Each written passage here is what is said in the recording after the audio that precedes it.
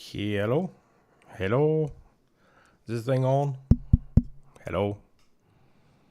There's like a 50% chance, 25% chance that everything just works. If if my voice leaves like fully, I'm sorry.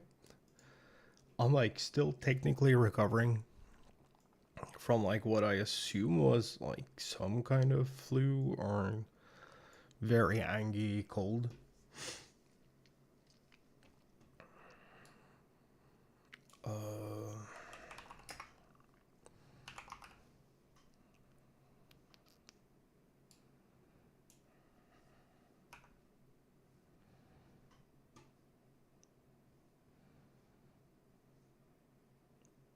But I think everything's working now, which, is a step in the right direction. Is it a good step? I don't know. Didn't think that far. We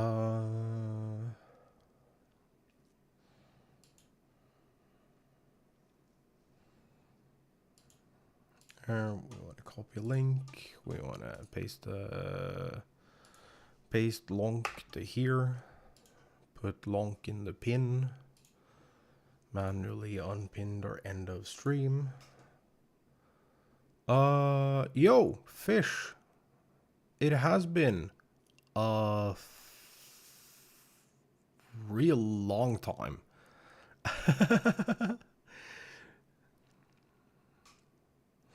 Yeah, no, I am still doing stuff on the back end. I'm like getting all my stuff set up.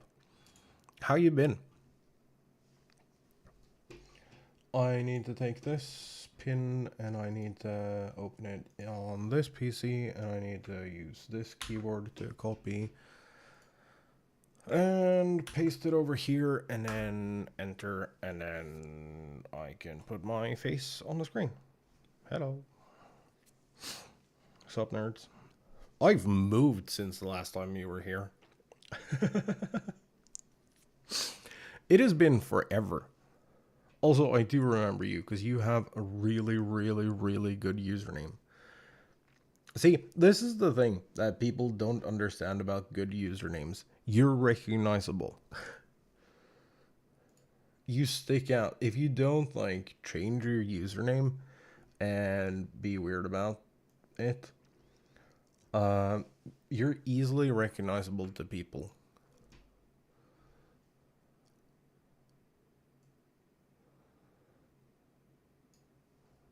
There.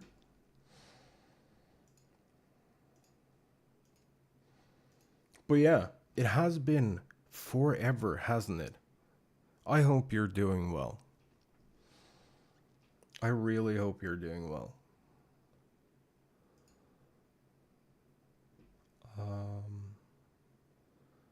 Sorry, I'm just making sure that I didn't miss anything anywhere.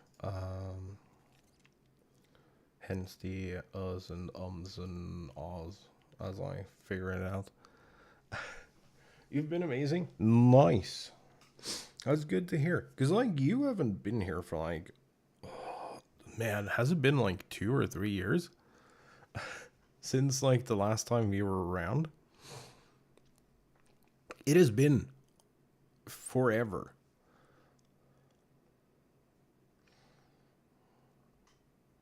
Like, actually forever. I had someone swing by my stream a couple of weeks ago. I say a couple of weeks ago, but it was probably like more like months. And they were one of my absolute first followers because like as mentioned a long time ago, I try to multi-stream as long as like the internet connection will allow me.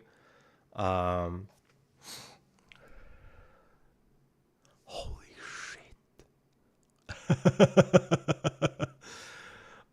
Dude, I've been playing a lot of Final Fantasy 14 for a long time. We're actually about to head back in now. Might be today, might not be today. I don't know. Because, like, as mentioned, I'm still recovering from being sick. And I started today spending, like, the first 2 hours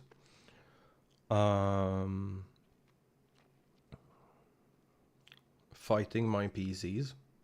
Because, like, for Christmas, we got a secondary PC so we can do, like, dual PC setup.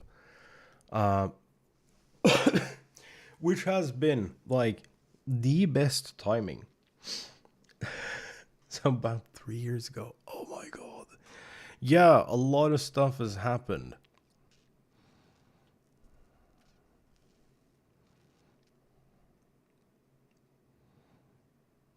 So many things has happened since then. I've been diagnosed with like all of it. who'da thunk the person who like wants to spend thousands of hours playing an MMO where you have to like grind for gear and stuff is autistic. Surprise to everyone, huh? But no, so went through and got all the diagnoses and everything, got put on medical disabilities. Looked into a housing system while I was looking for a place to live. Because, like, the old stream room that you remember, which was, like, this long-ass fucking hallway. It was filmed from that side and down that way, which doesn't function in this room at all. But it was, like, this really long, slim room.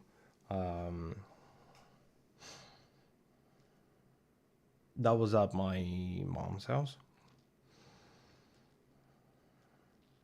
Because I was like, I was doing a restock landing there to like get my degrees in order and everything.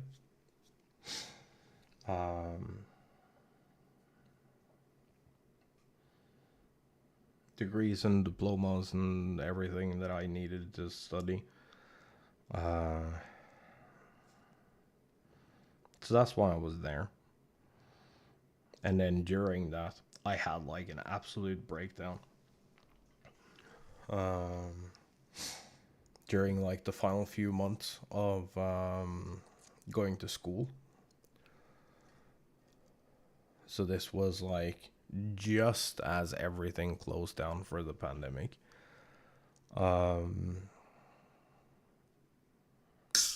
And I was like, I don't know if I can do this. I don't know if I can do any of it.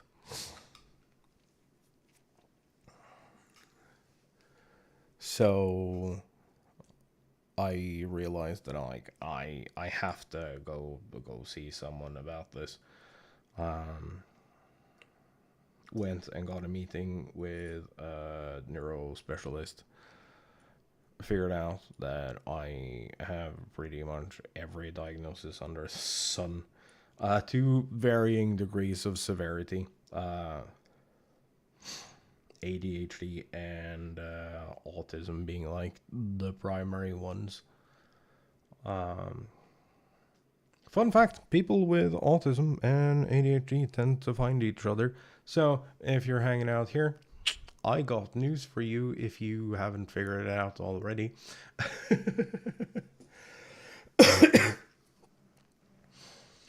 Then I started looking for a place to live. Because, like, now I had all my shit figured out. I had, like, basic income. I was like,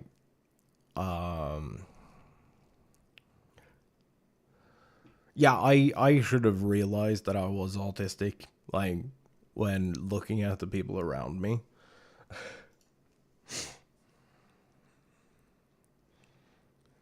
Because, like,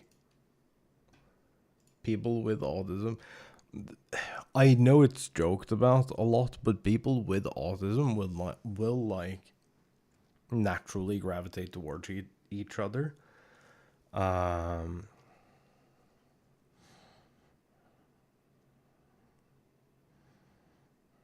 so yeah, and then I was looking for a place to live, and being on medical disability because of all the fancy neuro spicy bullshit. I don't really qualify for like housing loans or like mortgages, as I've been corrected a plethora of times.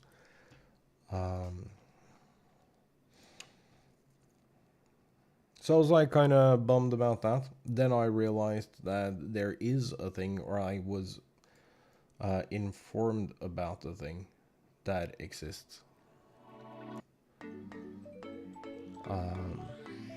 And I managed to like snag me a mortgage, and I bought this place sight unseen. Because, you know, I'm an adult in my 30s, so the adult thing to do is definitely to buy an apartment in a building that is about as old as I've been living in Norway. Completely unseen. It was this like last minute decision because I didn't think I was gonna get it. So the thing is, in my local county,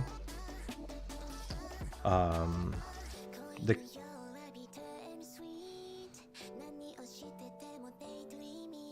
county was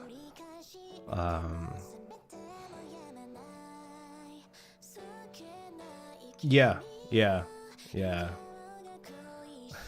But you know, was diagnosed after being kicked out of school. Oh my no. Well, okay, I didn't figure it out until someone told me that they were so sure that they would risk their entire reputation giving me the diagnosis.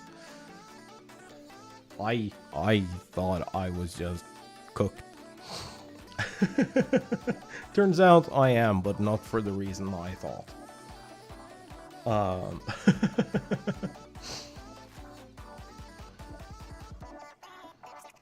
But yeah, so back to the county. The county operates price locked apartments for like first time buyers, people with medical disability, or like pensioners who are suddenly alone, or like anyone who has fallen behind in some way, shape, or form. But it's an application process. So I figured that I'll just apply, and then we'll see. I'm fairly functioning, so like chances should be fairly slim. I reached out to my person in the county who's like helping, who has the responsibility with helping me do stuff. So like if I need a therapist, or in the future I need not activity help, but like help with going to grocery stores or whatever, because my situation worsens or whatever. I have this one person that I'm supposed to contact for everything. And I reached out to them and was like, yo, can you like put in a word for me here? I'm like not party people and stuff like that. And I don't know if she did or not, but I did get a call that I've gotten approved. So I own this apartment, which I'm very happy about. Because it means that the only one who can kick me out is me fucking up royally. And I can't fuck that up because it's like all auto payments.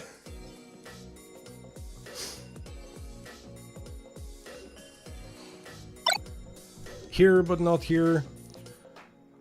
So enjoy the lurkiest side of Robin. Coming in with a tier 3. They are on a 39-month total on a 16-month streak. That is impressive. Thank you so much, Robin. I do hope that if you have ears that you're having a wonderful day. Work meetings aside.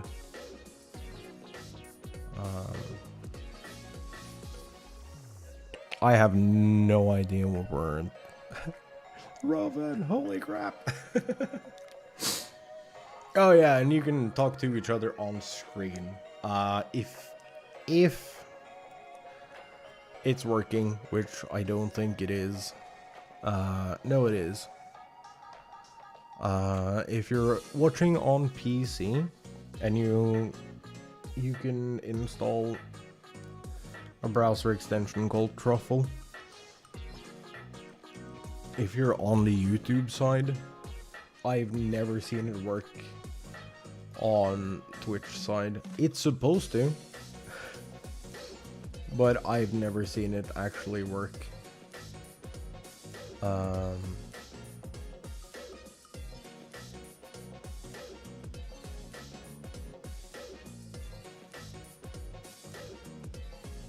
I don't know why.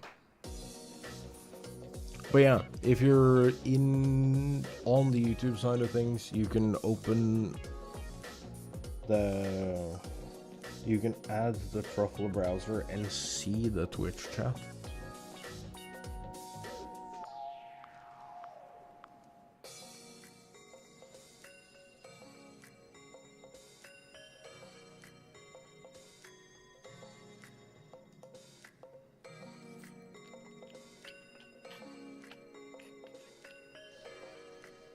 Oh, there was a thing mentioned by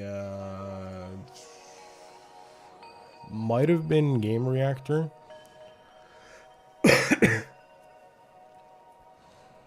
Just no Roman, yeah.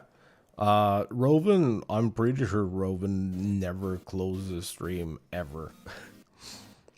I'm pretty sure that he's like always sitting with stream open in some tab somewhere. Game Reactor. Game Reactor had a thing about the Switch digital card things. On the virtual card Switch. Let's see if I can find a page for this, because apparently there is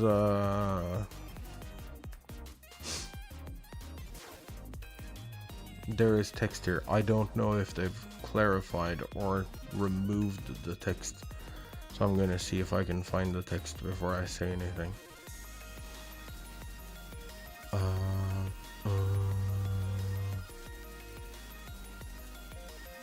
Virtual game card feature for Nintendo Switch, and the Switch 2 system adds more flexibility, blah blah blah. I think they've taken away the text.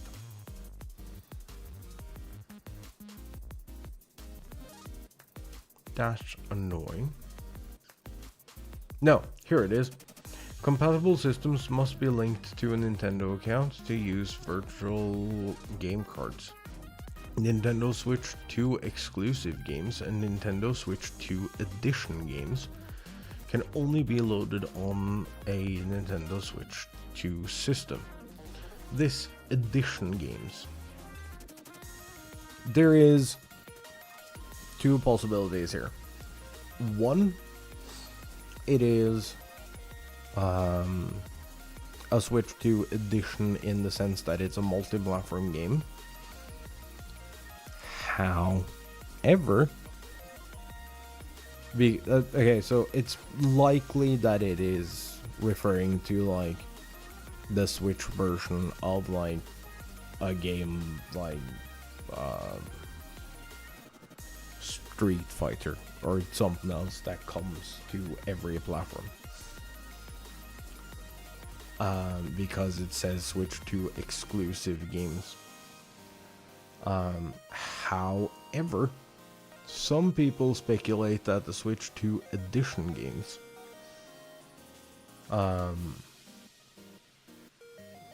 is fidelity upgrades to original Switch games.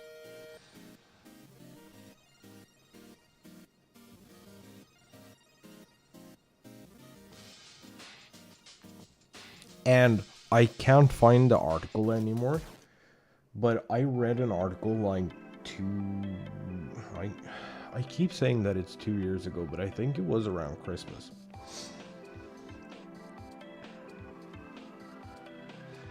That would explain why Ubisoft is like almost tanking. Well, it isn't tanking anymore because like Tencent has bought 25% of it or something like that, so it'll be good forever now.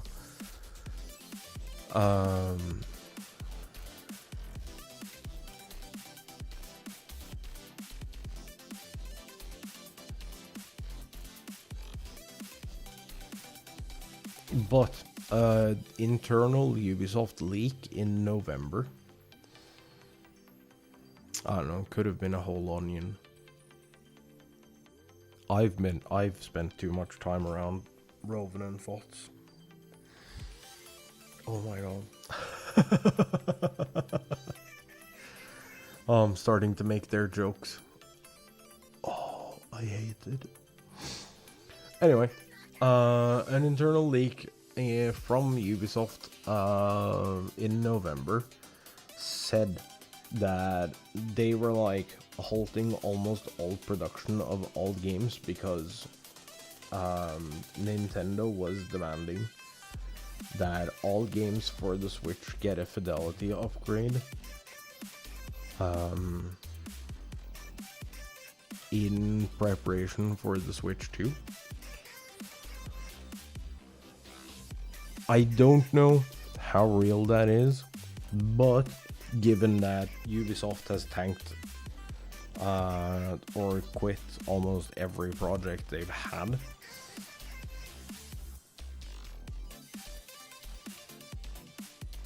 working on something, I don't think it's unlikely that there is gonna be like Switch dedicated versions, like Switch 2 dedicated versions of Switch 1 games.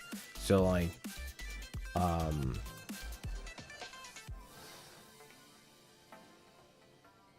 kind of how if you launch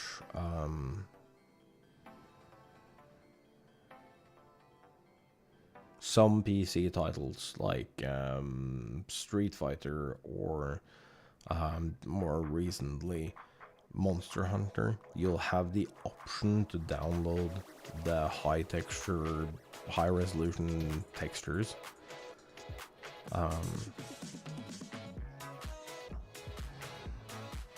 So I think that could be a thing.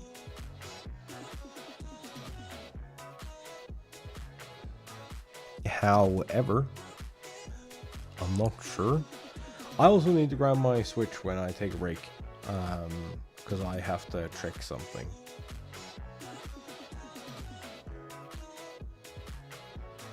Because we're prepping to... So, the plan is this week, stream things this week.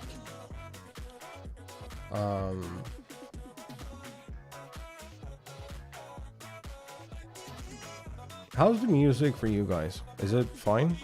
Should it be lower? Should it be higher? I don't want it to do anything other than like be vaguely in the background.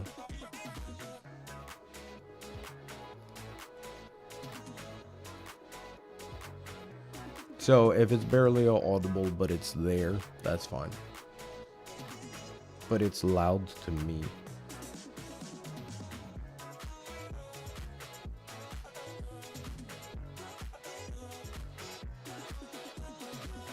But I can just turn it down on my end, luckily. What was I saying? I was talking about something. I'm sure of it.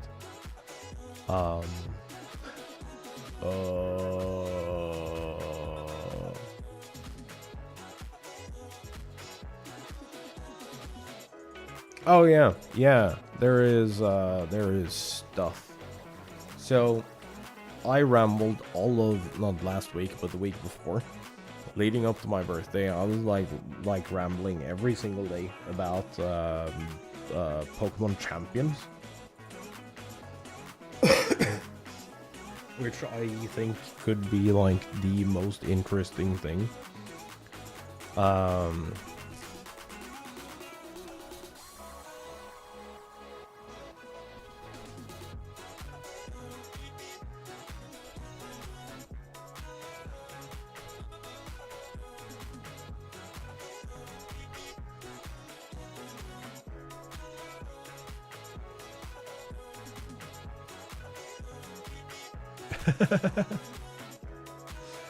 Dude, okay, so speaking of looking great, I know I have a long way to go, but I think since you were here the last time, I have lost like 50 pounds.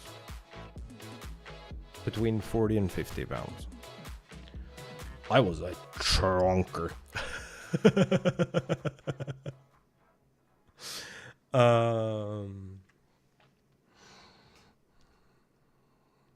I still have ways to go, but it's a good start.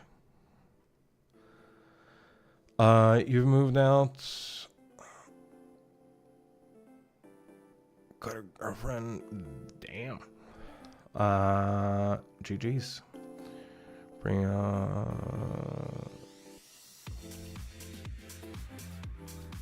Just come in this trap and so I mean, you're that is the thing though. If you could come here and hang out and then at the end of it you felt better, then I've done my job, right?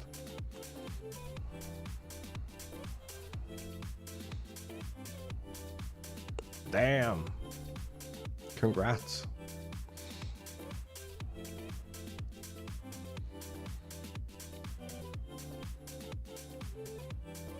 Also, it's not like loser level lonely boy shit if it's working. You know? I know all of society wants you to feel this way, but like being in touch with how you feel and like having a human reaction to feeling like shit is not a bad thing. It is healthy. And I know no one out in any online spaces currently wants to talk about that, but that is the case.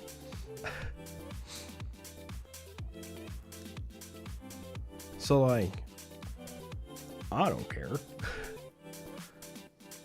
If people come here and they share their woes and as a result feel a little lighter when they like fuck off to go deal with real world shit, I've done my job. Cause like, let's face it, I'm on medical disability. I'm not allowed to work. So I would be sitting here, well, without the brightest light in the history of technology in my face.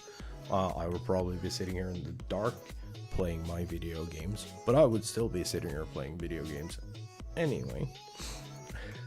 So if I can be like something that helps Robin make time fly while he's working, I can make some stupid jokes and make someone who's sad about being alone feel better about themselves. I've done my part. I'm helping. And that's kind of how I feel about it.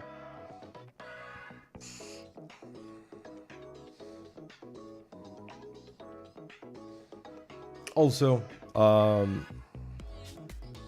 you're allowed to have bad periods, or like dry spells in happiness. That's kind of normal.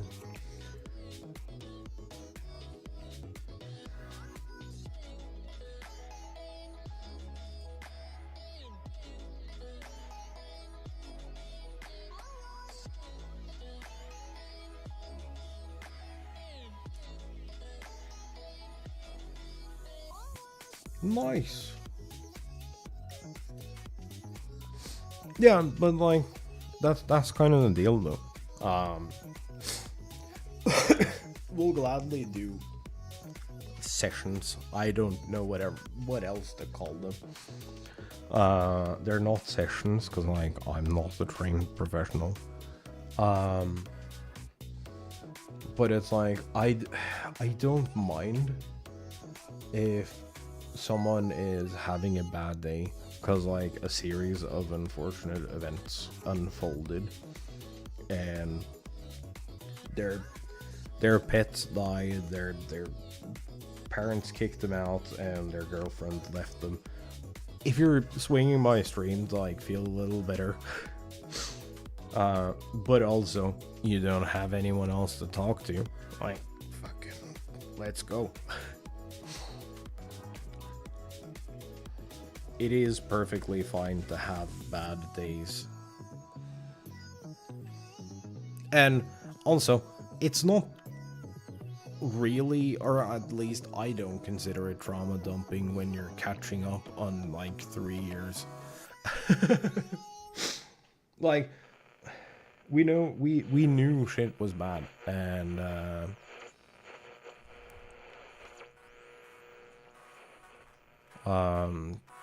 we're just, yeah, dude, I'm just here to vibe and have a good time and hang out with people who want to enjoy video games. If that's for like a short period while you're like bed rotting in the dark because the post in your mailbox is overwhelming, or if it's because everything is just sunshine and rainbows and you just want to share like the progress, cool. We're just here to vibe and have a good time. That's like all I care about, is I want people to leave with more smiles than when they came in. And also feel like it's a place that they can come and hang out, whether it's lurking just to like have company.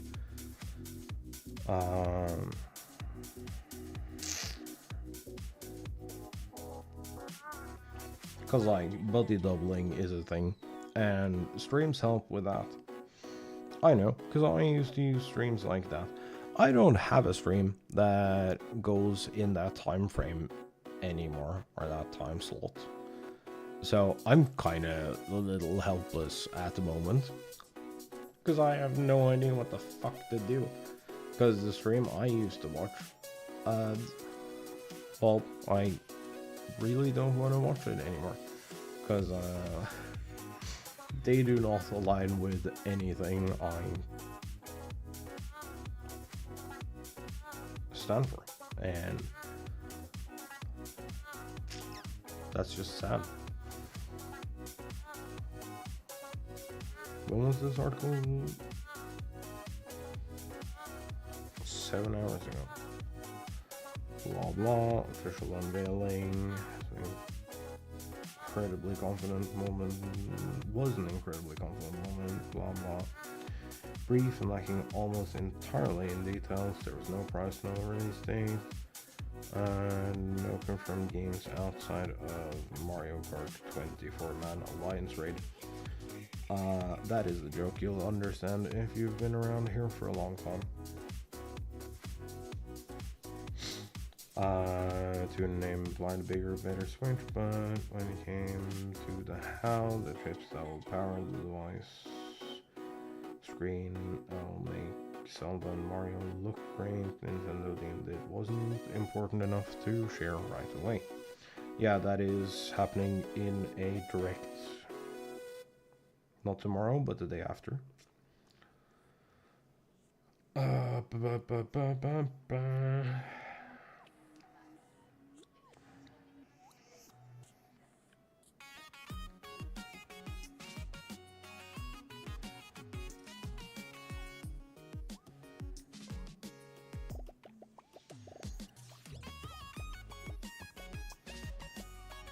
Also, people being uber mad that the Switch is like probably PS4 powerful. I think you might be lost in the plot, dude, and that's okay. But yeah, no, like, no worries. Like, we're here to hang out and help. So if you got something out of that, then great. I miss playing Mario Maker.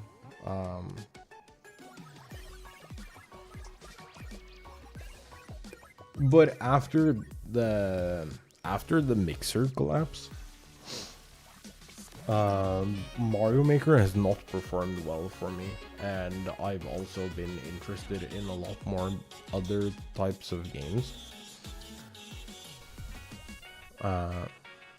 Mario Maker did really well on Mixer, because like fucking no one was streaming anything other than Fortnite and Fortnite. Bye, cheap viewers, and go fuck yourself, don't, whatever. How about no? Hmm?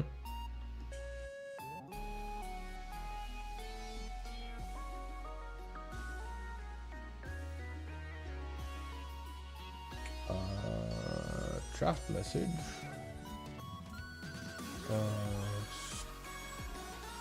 Spam, scam, bots, or tampering. Bots. No, account selling scam. Next.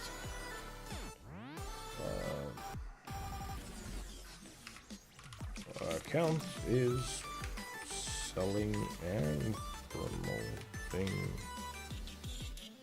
the use of view bots and is using a chat bot to do so.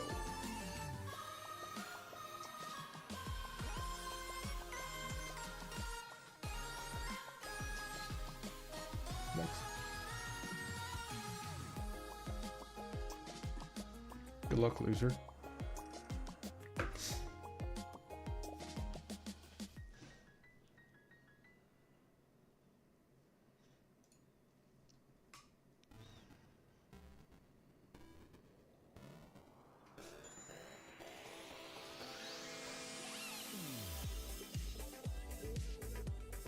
Oh, I'm thinking of the stream place that would always lag.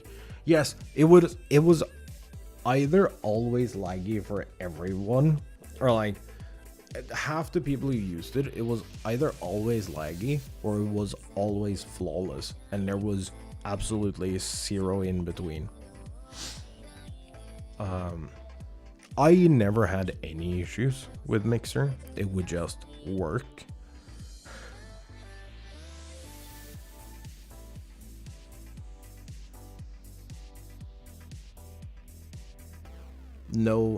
No delay, with delay, didn't matter, it would always work. But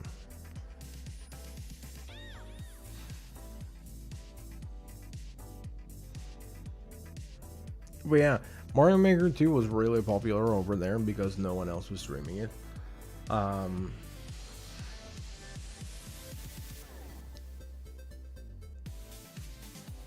The Twitch and YouTube Mario Maker communities are like, they're very VOD and edited content on YouTube, and they're like very loyal to their bigger creators on Twitch. So it's a really difficult thing to break into.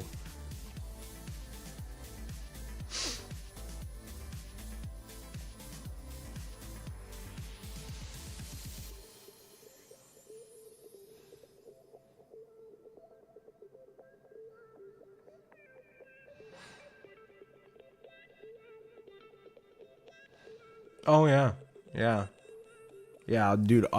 I remember you having trouble with Mixer, cause like Mario Maker, that is back on Mixer.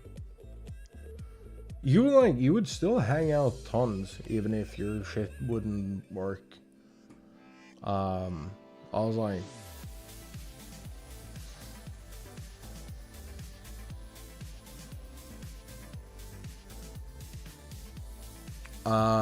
Wait. If you want someone to watch for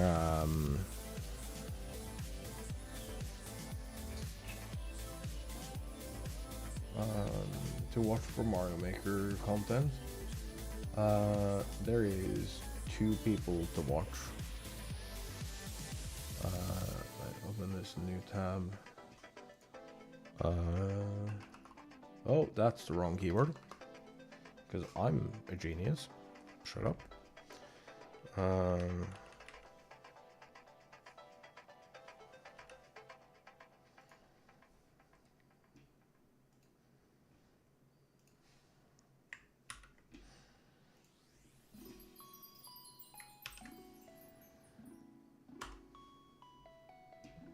Here's one.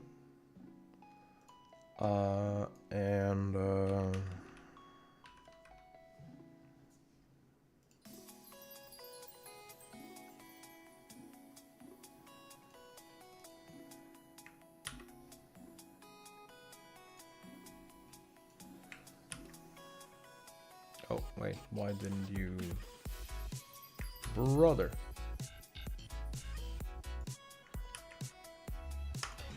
And here's another.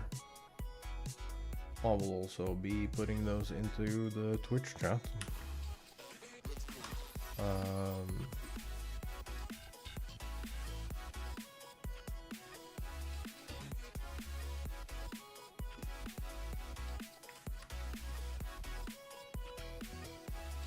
If you're looking for like Mario Maker stuff and like Kaizo stuff and like more difficult Mario content, I highly recommend those 2. Panga is a series where I think he's trying to reach, was it 69,000 for 20 expert levels.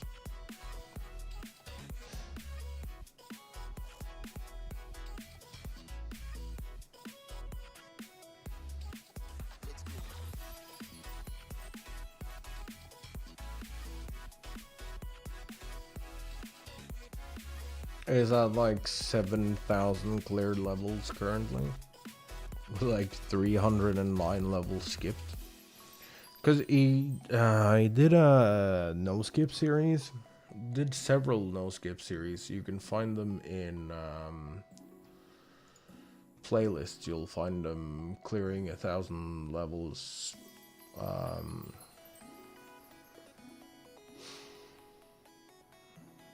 Endless expert no skips for 2,000 clears or for 1,000 clears or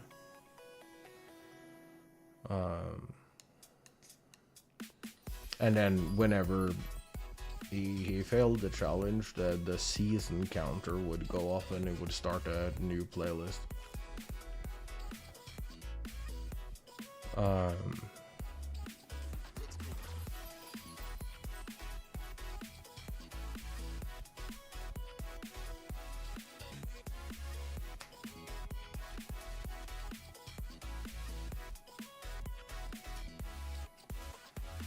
but yeah, he's currently on season 7 for the 69 for 20 clears.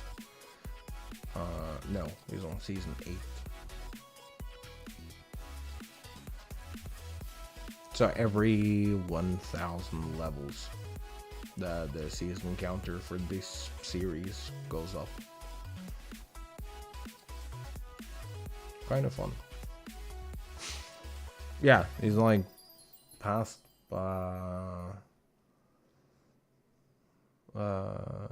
he's like almost at 8,000 levels cleared. Super expert no skips. Mainly expert no skips. Was what he started with, but now he's doing skips. Because it's just a funnier or like a more enjoyable experience for him. Which I don't blame him. You should do what you think is fun and not worry too much about anything else.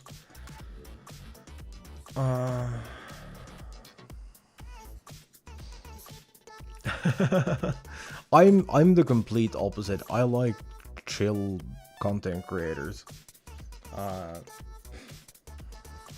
Really out there.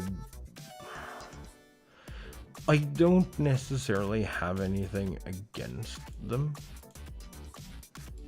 Like, there are definitely loud content creators out there that I really enjoy.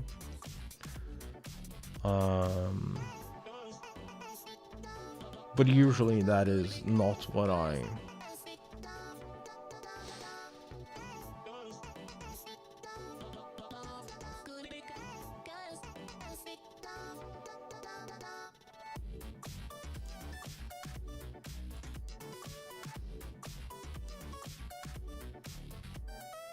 don't know. I like chill, cozy, comfy streams.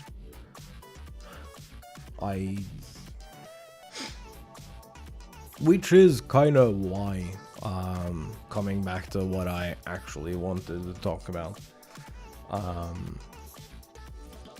I think I'm gonna spend this week catching up on patch 7.2 and do all the Final Fantasy content that has brought with it.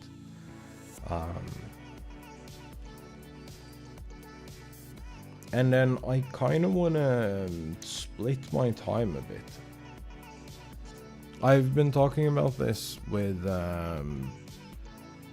Roven off screen or off stream.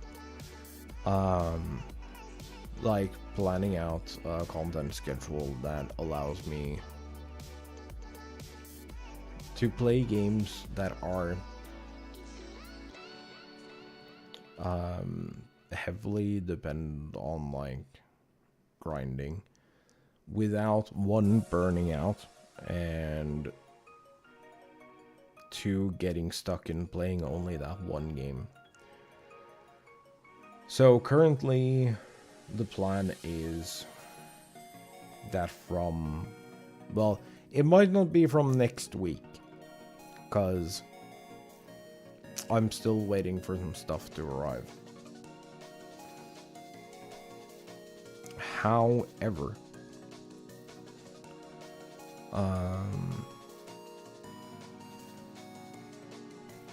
there will be some stream changes because I need the stream changes to happen.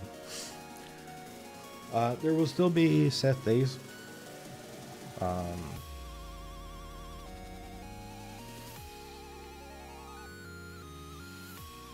Mostly.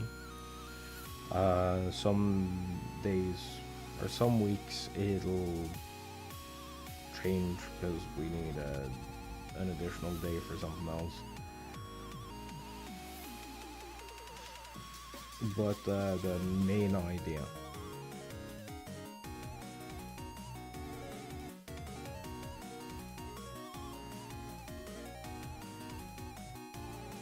is that we'll be doing a Pokemon playthrough on Monday and Saturdays.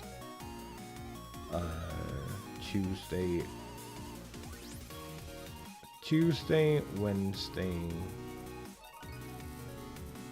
Thursday, and Friday are a little up in the air because I haven't figured out the order of how I want to do shit. But right now, the thought is do Final Fantasy stuff on Tuesday because that's when the weekly reset is for Final Fantasy. Then Wednesday, Monster Hunter resets, so we can play Monster Hunter weeklies.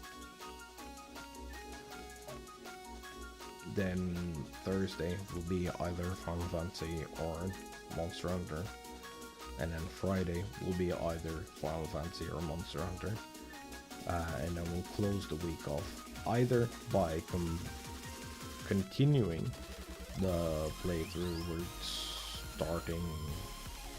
we're gonna do on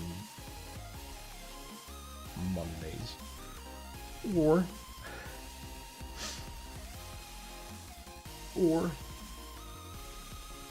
we'll be doing a different Pokemon game on Saturdays. It all kinda depends on if Legend CA is a launch title. We'll probably do 2 separate games. If it's a regular November release, we will focus on like playing through each game and doing two streams a week on the same game. Because the reason we're gonna do this is that out of all the regulars here, I am the one person who has time. We're all kinda, or just some degree, interested in this new Pokemon game coming for like phones and Switch, Pokemon Champions. So, and we know very little about Pokemon Champions, other than you'll be able to use Pokemon Home Pokemon in Champions. But it will only be the Pokemon that you can naturally get in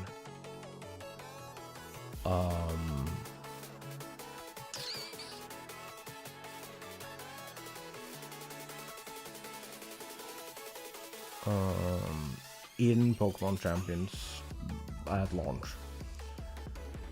Which, fair enough, they have to program the Pokemon into the thing to be able to sing through the song. Wait, you asked me something. Played Scarlet and Violet, and it's still were they any good? I had a lot of fun. Violet is the first game we will be playing, actually. The idea is to play, I think that will be the first thing we play. We might do Sword or Shield first. I don't know.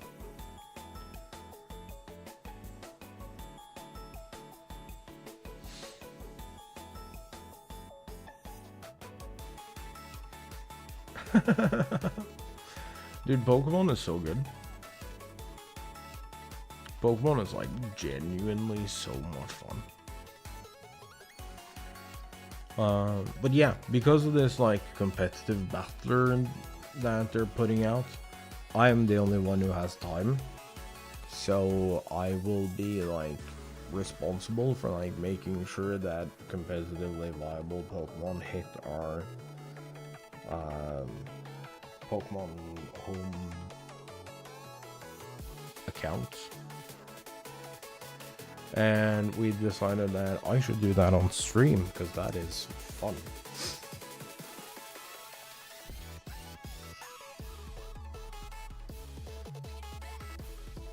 So we will be doing complete playthroughs of all the Switch, almost all the Switch control games.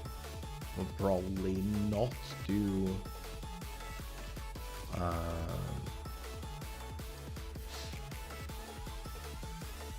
it didn't budge. That happened.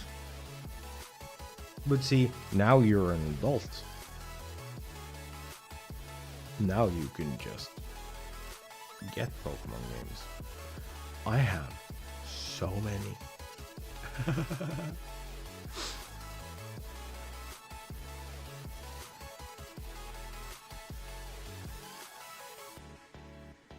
Yeah, but also, like, think about it for a second. There's so many good free games out there that has, like, consistent content added to them, that spending a couple of months saving some extra funds so you can pick up an additional game every now and again isn't that difficult to do. If you like adventure games, there's like, what is it, 3 different games from Hoyoverse that are free to play. If you like shooters, there is several. Valorant for arena tactical style 5v5. Overwatch is free, though I personally wouldn't recommend, but that is my own personal problems with Blizzard, and you should do what feels right for you.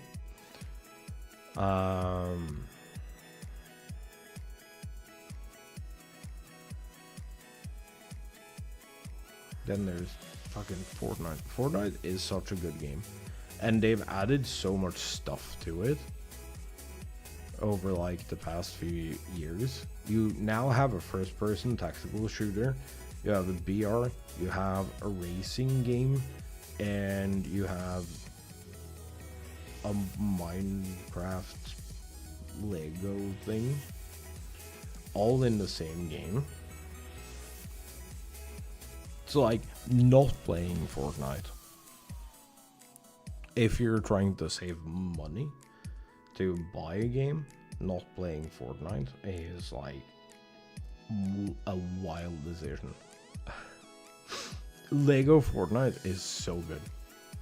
Dude, we played that on stream once, as I had just moved in here. We wasted 4 hours, and both Fox and I forgot to go on smoke breaks because we were just busy exploring. It was actually kind of wild.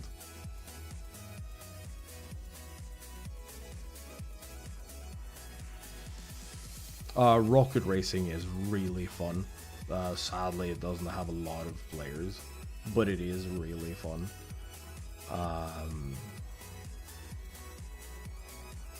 They've implemented Fortnite Classic. Yeah, I've heard good things. It's just, dude, I don't have time. I have so many games. I have so many games and not enough time as is. I cannot be like putting myself into like another multiverse game.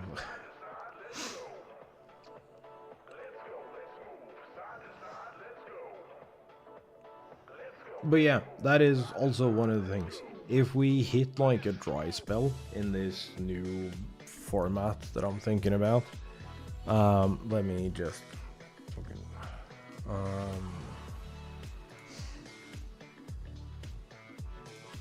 I'll think this out in Paint, sure.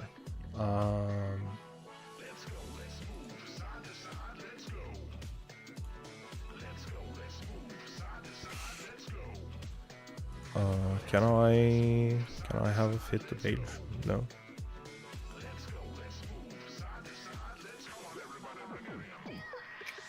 I forgot.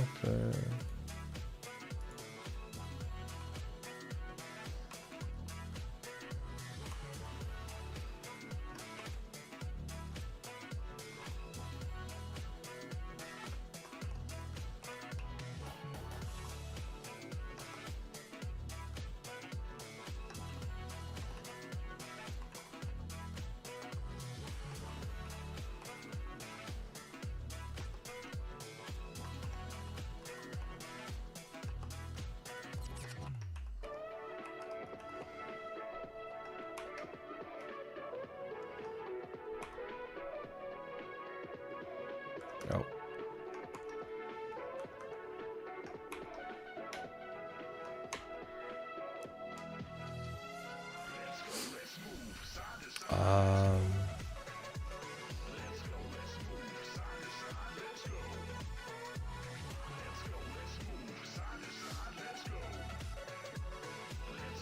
Oh, dude, I have had so many points in my life where I like completely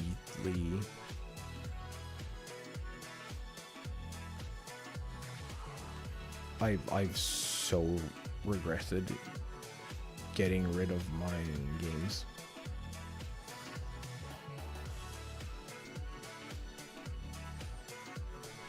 Cause like I had to for some reason or another.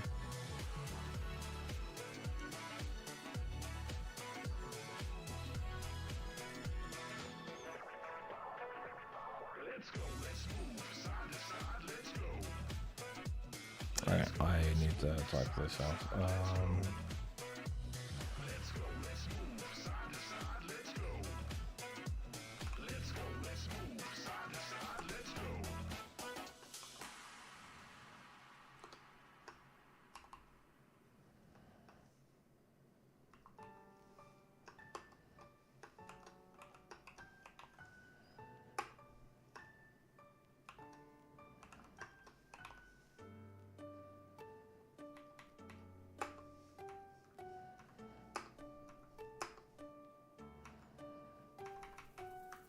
No, I didn't want to do that.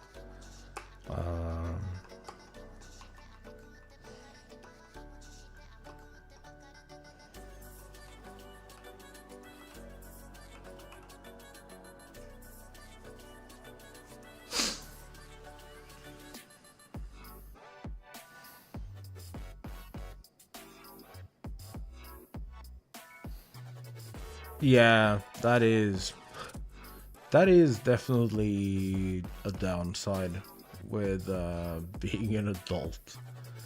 None of that shit just kind of fixes itself.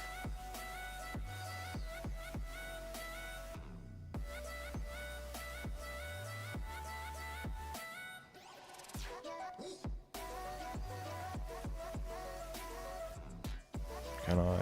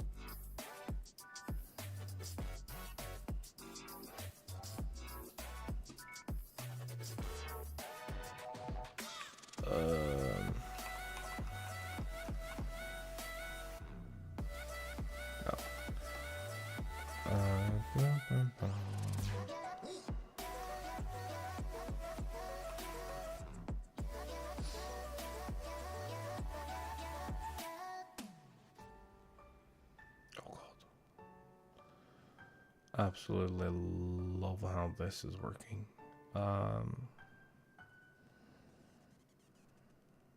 Sure, that's good enough. Give me Gib color.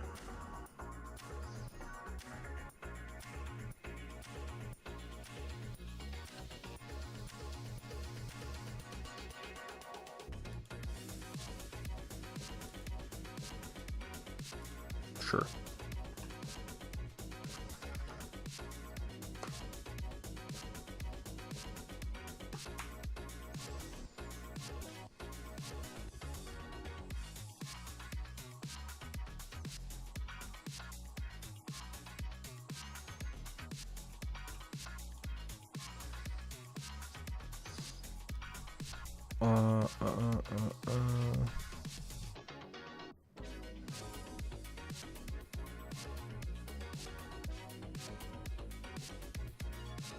Yeah, so if this thing works, we'll look at the potential different setups and how I'm thinking about it.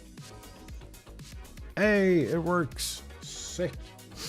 Okay, so this one, Monday being Pokemon, and Saturday being Pokemon is kind of set, though like if it'll be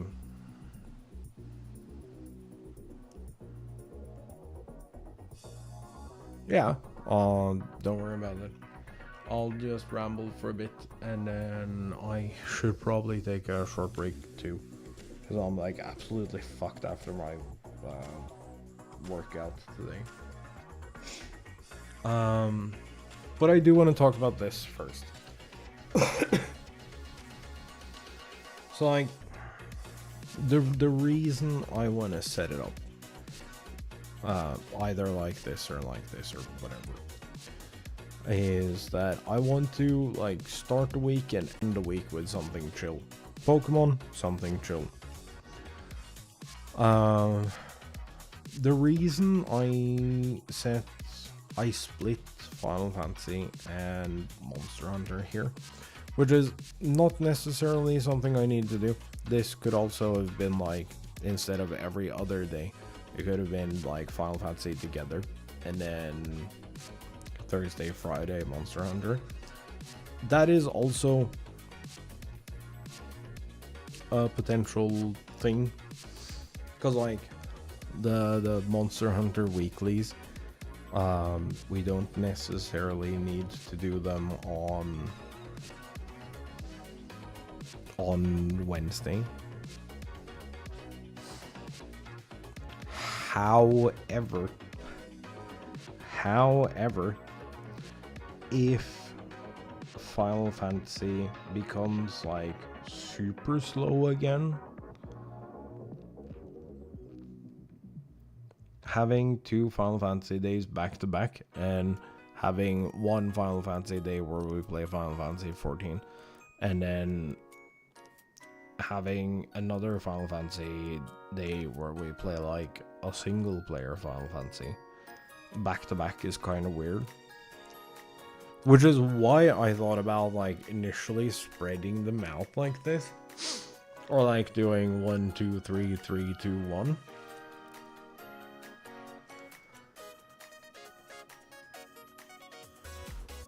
Because Monster Hunter and Monster Hunter, those kind of make sense. They're the same concept regardless of if you pick the first one or the newest one. However, Final Fantasy the MMO and Final Fantasy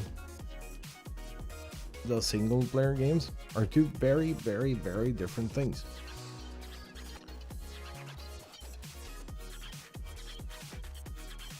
So, my reasoning here is that doing Monster Hunter together, even if we run out of wild stuff to do, so we can only do like 1 day of streams because it's weeklies and that's it. We have everything else, and we're just waiting for like the title update.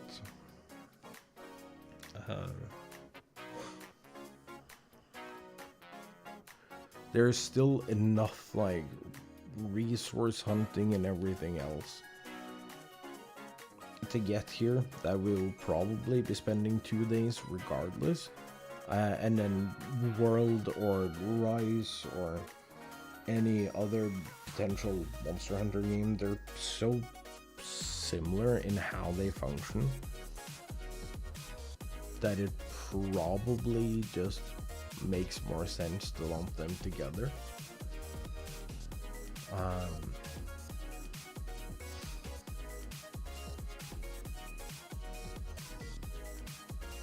So I thought about doing like Pokemon, just marking this for Final Fantasy, marking this for Final Fantasy, and doing Monster Hunter, Pokemon.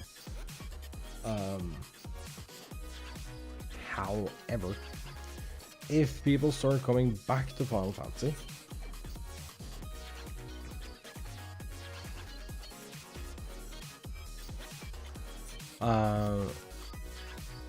having like Friday and Tuesday be the days we play Final Fantasy makes the most sense, because like Friday everyone's coming home from work and starting their weekend, so they're like more likely to play, and then Tuesday is reset, so people will be playing here as well.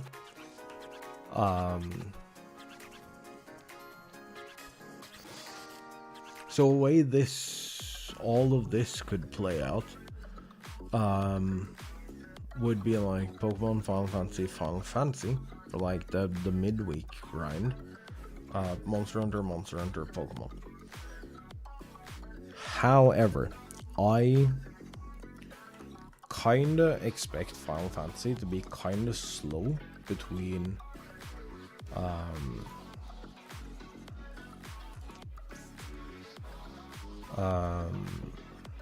between 7.2 all the way down to 7.25.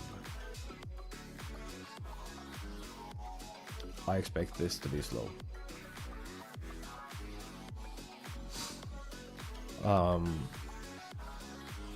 So I think splitting it for now makes more sense.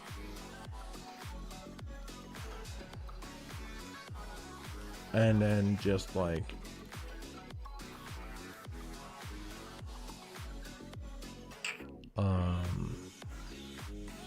giving up on this order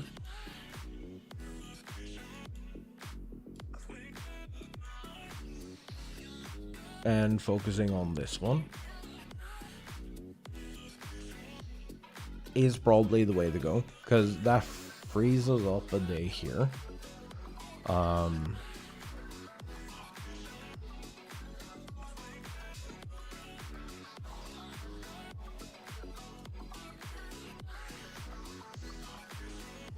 That we can do other shit. So we can do, if people don't want to come back to Final Fantasy, which is fucking fair,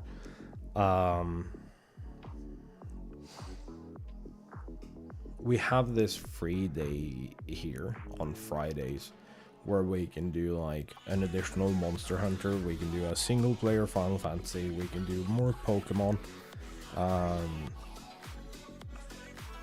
We get more from this schedule than I think we do from this one. I feel like we lose out on a lot of stuff going with the potential here.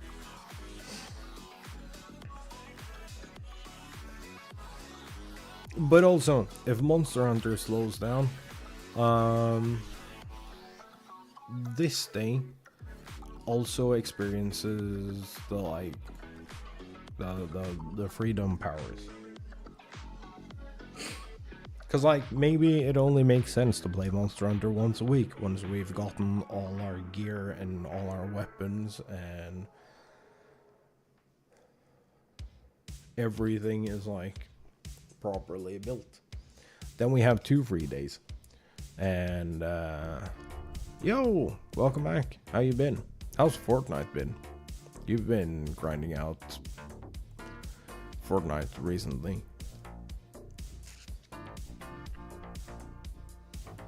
I lurk.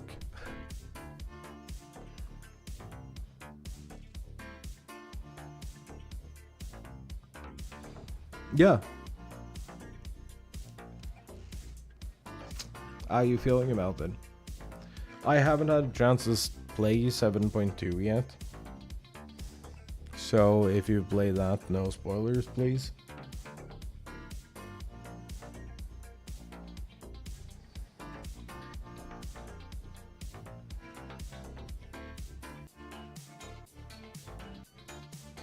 I've seen people say it's good. That's all I need to know.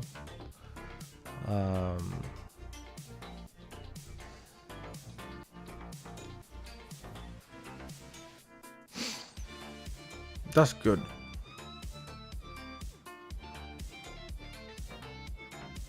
Yeah, everyone is saying that it's really good.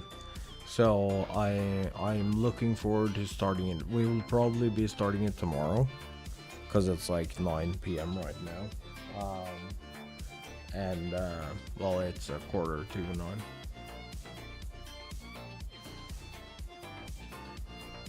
And I'm not feeling super great because I'm like just coming off of a pretty angry cold.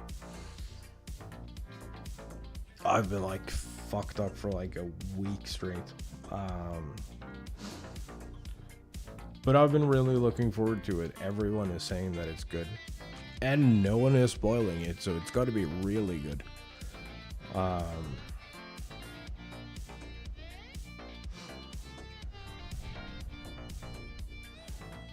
But yeah, I think this will be our schedule after this week. Well, as mentioned once before, it'll probably not be just after this week. We might need a couple of more days. Problem is that I don't... The person who would know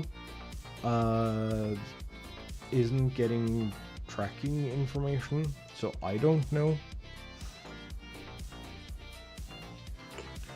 But like sometime between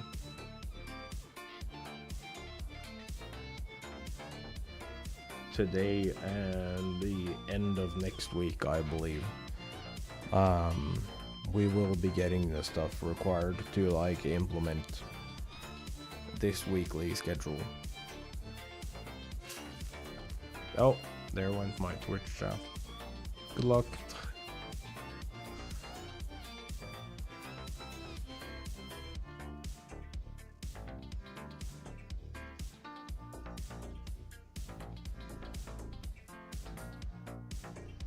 Dude, I briefly played Fortnite on my birthday.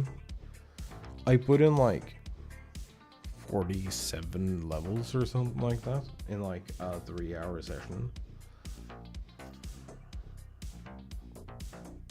It was more than 3 hours.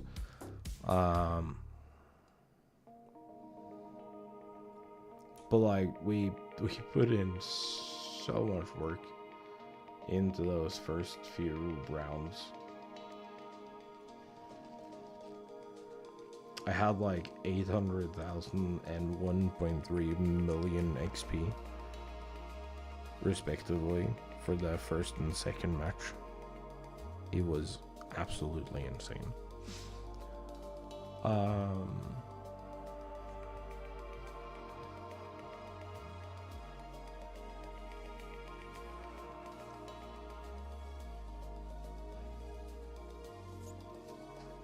What was I gonna say? But yeah, no, I think I'm agreeing with myself for all of this on screen. Because like I don't really mind the patch cycle, because that frees me up to do like more shit.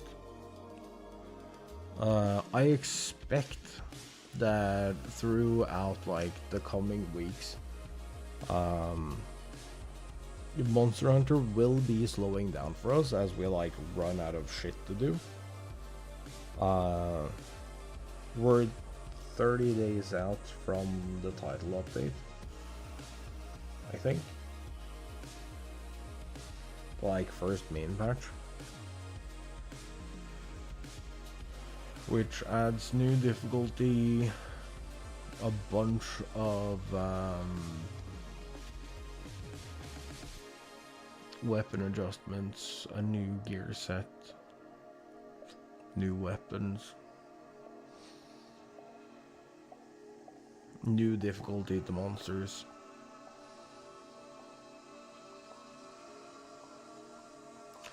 Arch-tempered is being introduced.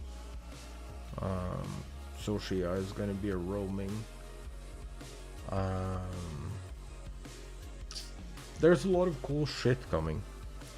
And then I believe there will be like a crossover thing. I don't know about what that entails, but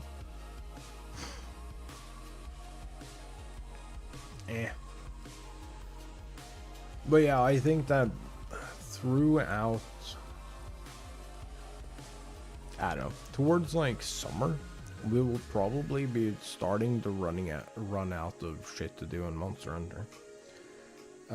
Even if we like reduce the amount of playtime we do.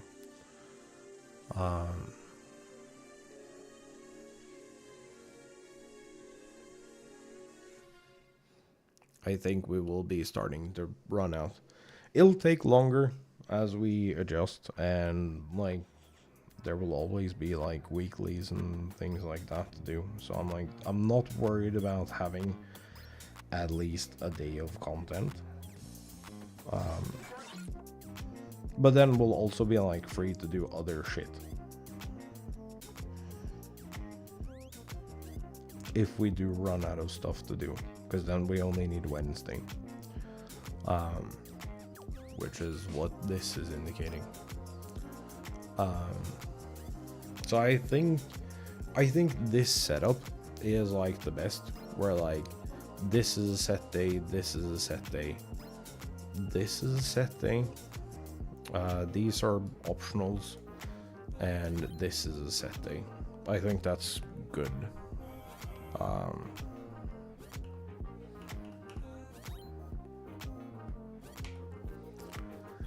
I think. I'm absolutely not sure. What I am worried about, I'm worried about the same thing that I am worried about with this. That we get too many swaps.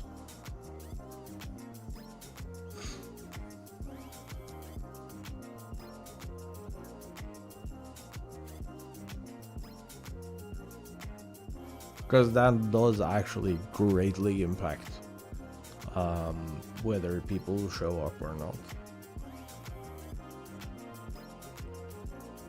Which is why I tend to lean into like doing very grindy games that require a lot of time.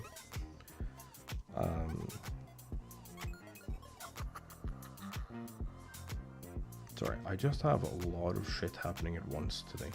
Apparently everyone and their dog wants to reach me.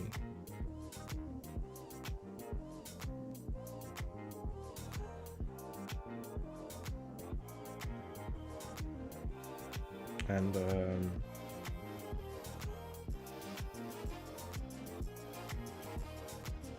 it is a little annoying.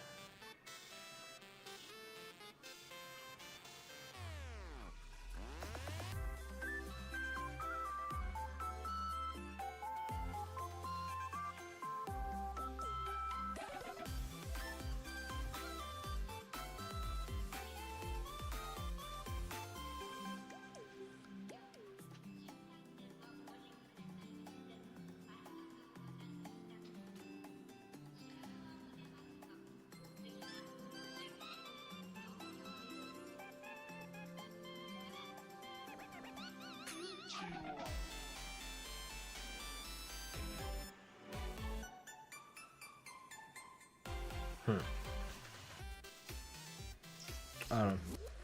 Everything's cooked.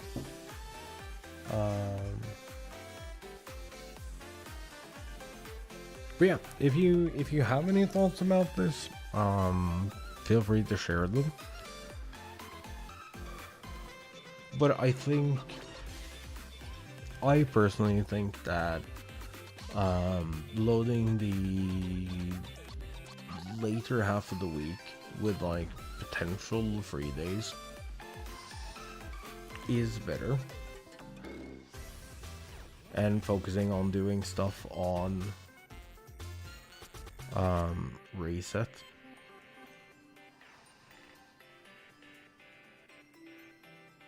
Because like reset has the most possibility for people to be on,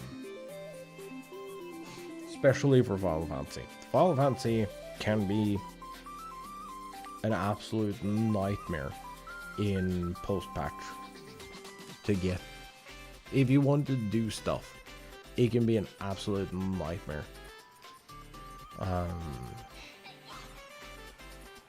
Outside of like reset on Fridays. Hey, welcome back. Yeah, I didn't have my break yet. We're talking about content schedule. Well, I'm rambling, and you guys are forced to listen. Pretty much.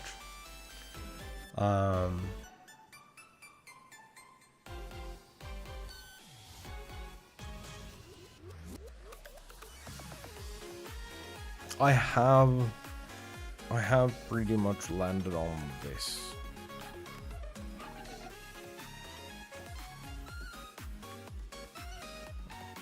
Though I'm not against swapping. Let me.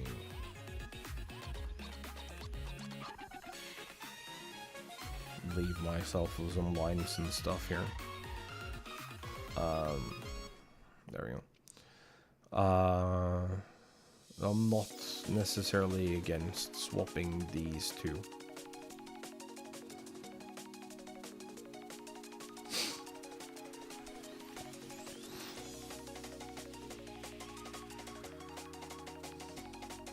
However, as I mentioned before, I think it's healthier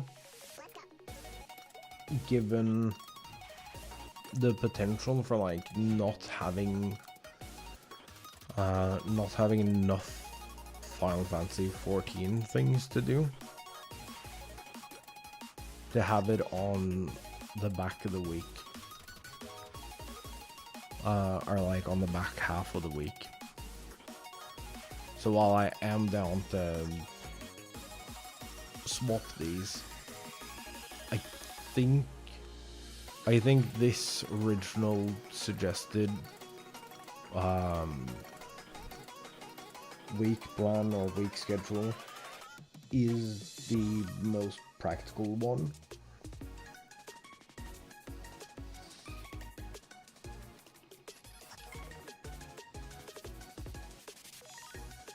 Because, like, I don't know if you could hear me while you were out, but basically, I anticipate running out of stuff to do in Monster Hunter sometime this summer.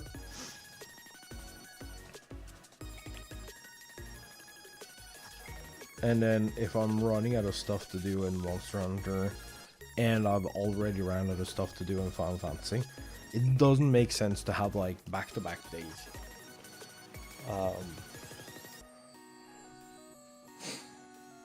Which is why this works better than this, I think.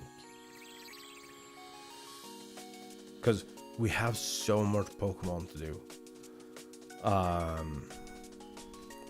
Because I've switched out my Switch.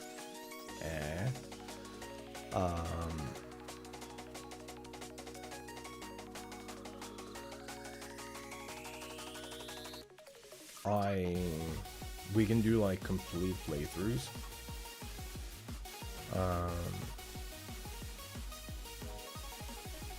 Yo, what up?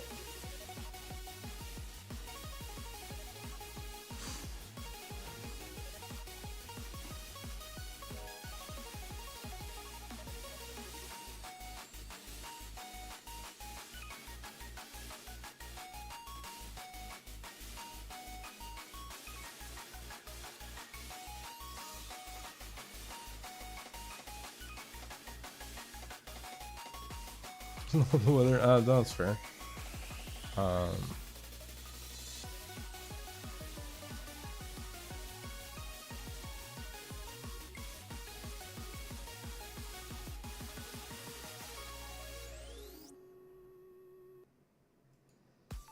But yeah, no, I think this is the best plan we can ask for right now. Also, it'll be all out of whack until I get all the stuff that is currently being mailed here. Until then, we don't have the equipment to do all the streams, so it'll probably be like Final Fantasy and some Monster Hunter.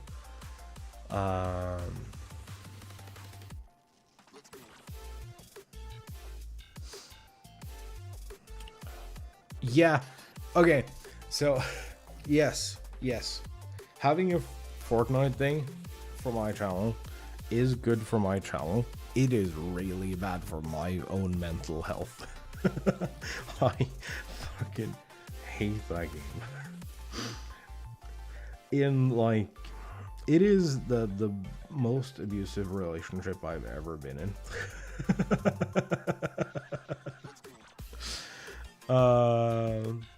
It's like, no, so Fortnite, really good game. Objectively, really good game. Actually, it is really good, and I've put like 1,500 or 2,000 hours or something stupid into that game. It's just that it takes so much from me to stay consistent in that game.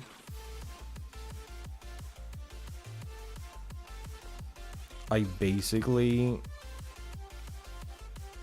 spiral myself into depression and like stress-induced anxiety attacks trying to remain decent at that game. It's very unhealthy for me to play Fortnite. It is really fun when I can stay on top of like my own skill degradation, but it is really unhealthy for me to play Smash. I've played a lot of Smash. I'm really bad at Smash. I have so many controllers.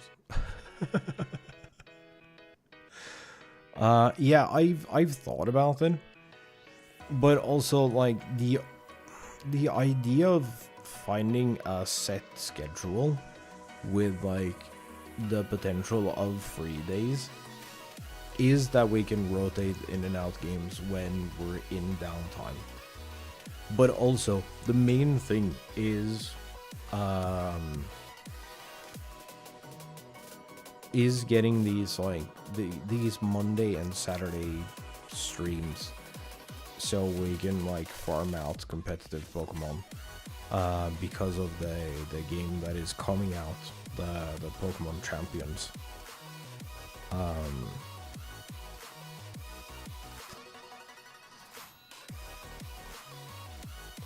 And it's like, cause like out of my Three Stooges friend group, I'm the one with time.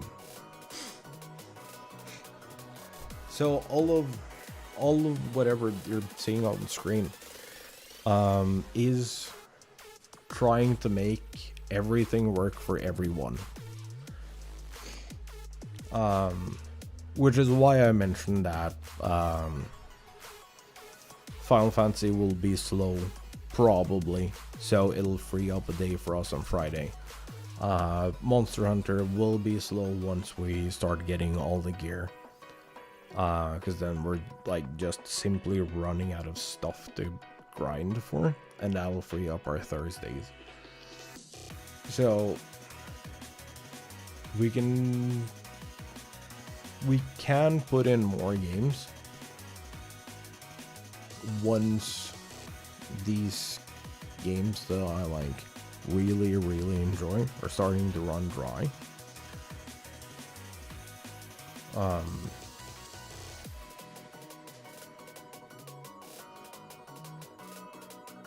Because like the Pokemon hunts for like competitively viable Pokemon will be forever content, pretty much.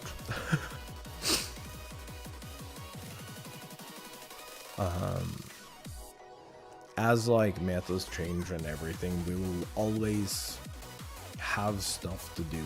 There's also challenges, and there will be weeks where we do only Pokemon stuff, because I thought about maybe joining Safari Week this year. See if I can figure out when that is. I'm not against grinding out Smash. Smash is fun. I do still pay for, I am still subscribed to Slippy.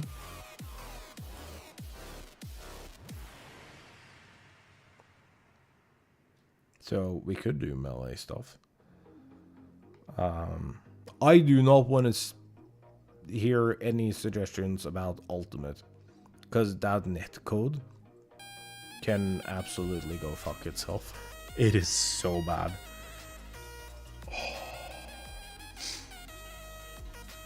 That is the thing that really annoys me. Nintendo and Square Enix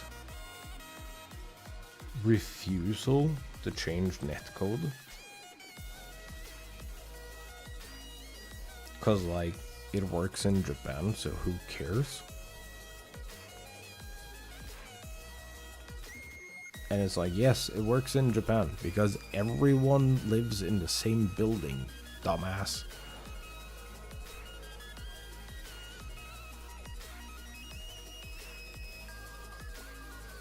It doesn't matter if it's latency based when everyone is living on top of each other.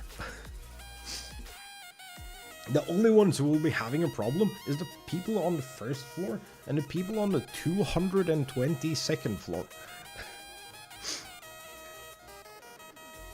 And they will be matched with like everyone in between there. So no one is gonna notice. But it is really annoying. Because Final Fantasy 14 is latency based. It's not like rollback netcode. So it's just like, if you're living far away from where the European servers are, in my case,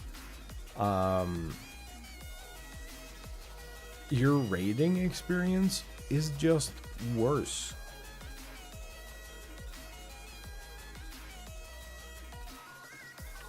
And it's the same with like with Smash Ultimate, because it's latency based and not rollback.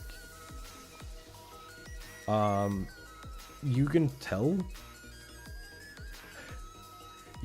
immediately if someone is on a bad connection, because your game slows down.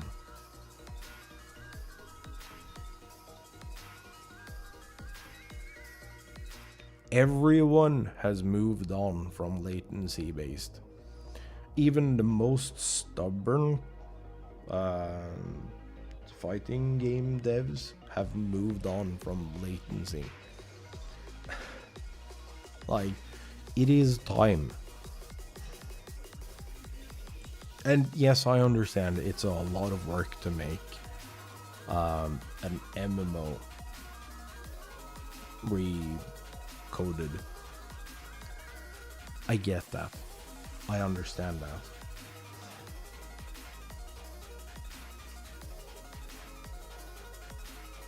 But like, Nintendo setting up all their shit to be latency based at a time where everyone has moved away from latency based is,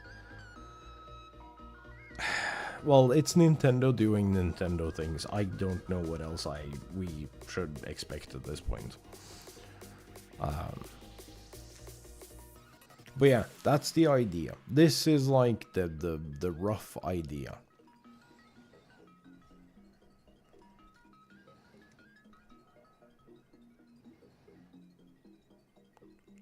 Because I miss playing Final Fantasy. I really miss playing Pokemon games. Because they're fun. And there's also, like, with all the shit that Nintendo and, well, less Nintendo and more the Pokemon Company has been working on the back end. Oh my days, there's so much stuff to do. There's so many things to do. They're adding rewards to like the Pokemon Home app.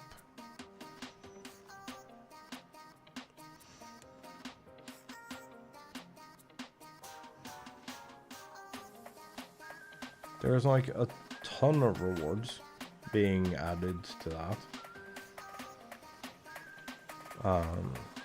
Based on like, is your dex complete for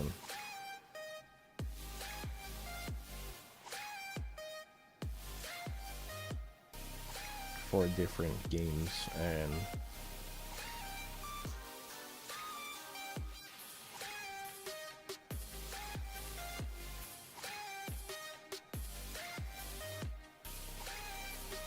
oh, Ranked Battle Season 28 has just started. Right, I lied. It's just, it didn't update for me when it came out. It's going for another month, I think. 2.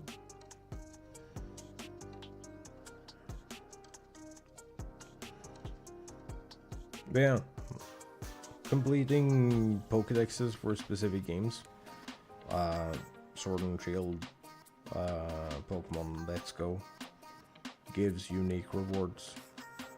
Completing the Pokédex for the Legend series games plus BDSP gives unique rewards.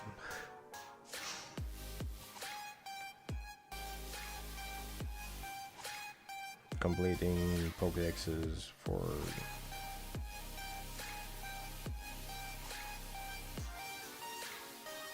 Scarlet and Violet gives unique rewards.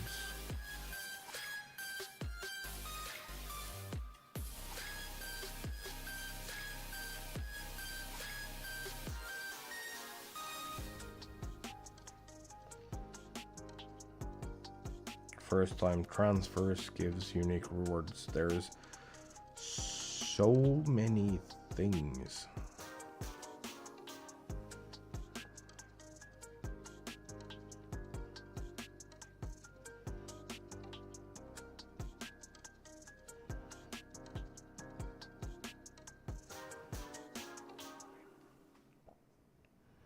So they've spent a lot of time putting energy into like making home a valuable Pokemon resource, and I think they're doing a pretty good job as well, honestly.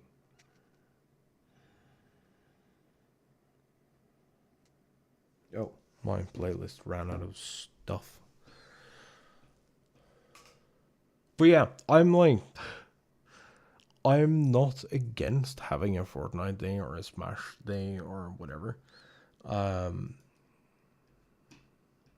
All that to say that.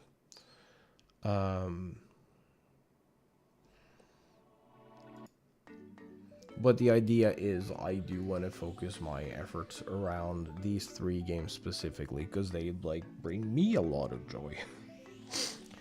And I do think that stream overall is better for everyone if I'm also having fun. And I know it can be really funny to see the streamer you want to hang out with have an absolute meltdown over not being good enough at something.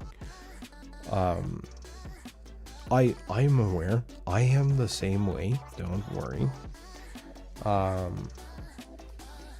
But also, like, as of late,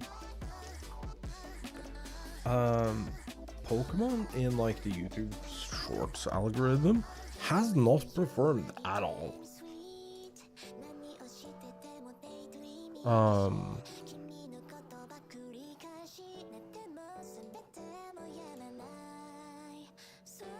Which is kind of weird.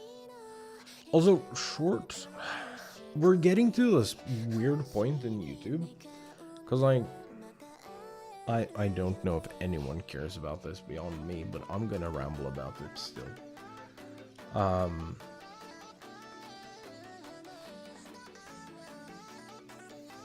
We're getting to this point in not just YouTube, but like in social media in general, where following doesn't really matter. The number of followers are like the useful metric that used to be for streams was like concurrent viewership. None of those things matter. It's like, does your short form content perform?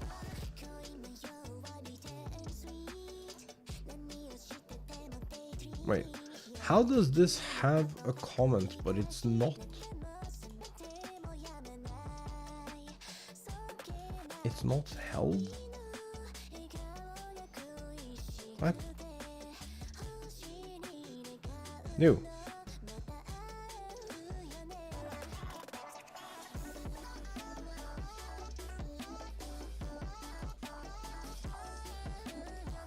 Found it. Oh yeah, YouTube has been taking away my comments. I like just randomly don't get notified about comments anymore, which is really fun. But yeah, like the Monster Hunter shorts, if I compare those to the like last week of the Fortnite short form videos we did, like they absolutely, Fortnite short form just absolutely tanked on let's see, like mid-December, and it did not recover.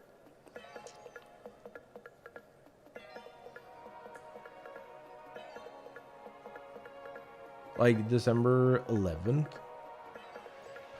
December 7th, I had like a normal 3,700 view short, which is like completely fine.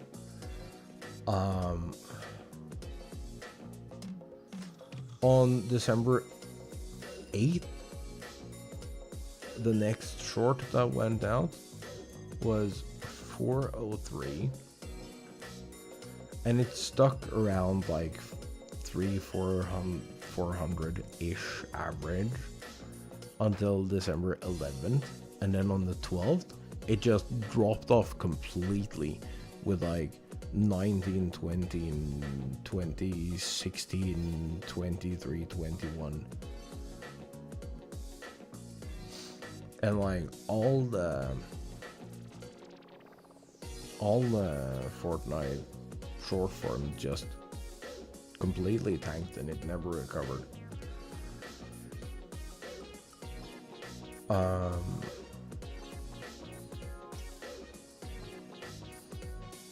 Which is the short form that has been doing well for me, to my frustration. Channel, how are you today? Hope you're doing well.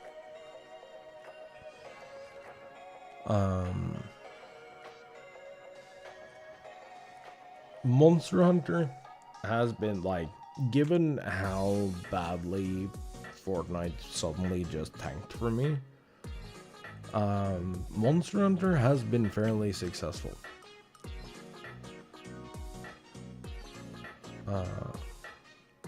As like short form, but also small channel, not that much reach, who cares?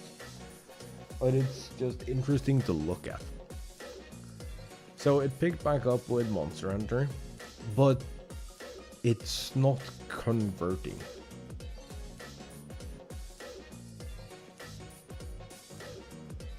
The Monster Hunter shorts have more likes than most Fortnite stuff of similar views, but it's not converting to subscribers at all, which is like, which is just to say that we're getting to this point where, like, in all of social media, it's the same on fucking Twitter or Twitch or well, basically wherever you want to put anything, where, like, people will interact with your stuff, but they've stopped subscribing, or like following or whatever. I think it's a product of TikTok, cause like early pandemic TikTok, you would have your recommended feed, your For You nonsense, and as soon as you interacted with the follow button for anything you saw on your For You page, it would just disappear. Because then they're like, oh, you like this, we'll put that in the other feed, and we'll never show you it again in the recommended. YouTube is taking a very different approach, where they're like, well, it's a similar approach, but it's playing out kind of differently. Where people have, like, completely stopped going to their subscriber feed. Which was, like, the main selling point of YouTube to begin with.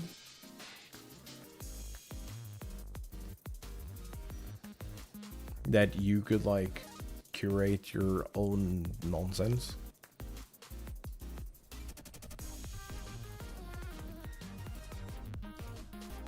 However, you're not allowed to do that anymore.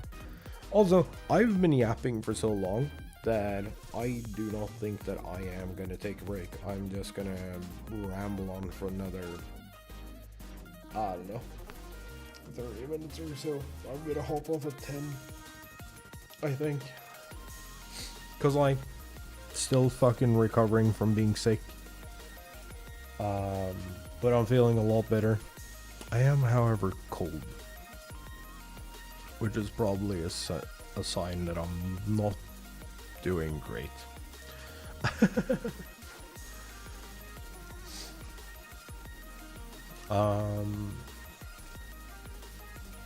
There was something I wanted to talk about. But yeah, it's kind of strange that it's like,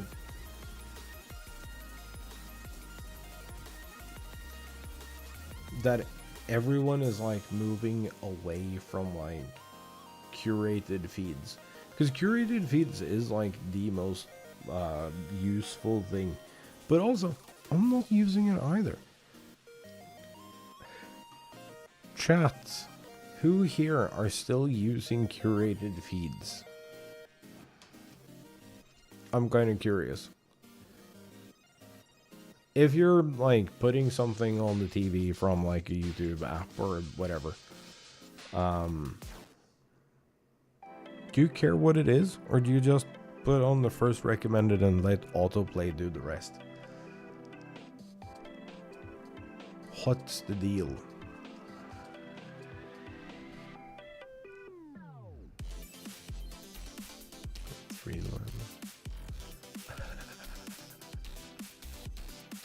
Oh, I just saw that. That is glorious.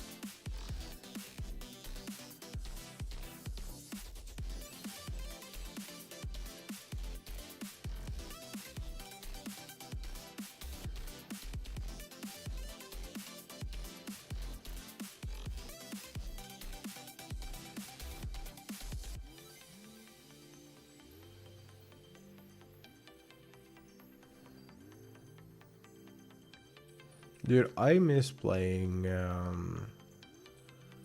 Final Fantasy 16.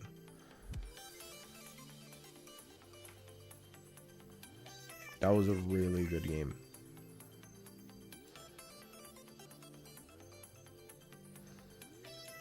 But also, I don't think I would get anything from it other than Burnout if I was gonna play it again. Because it's a very linear experience. It's a very good experience, but it's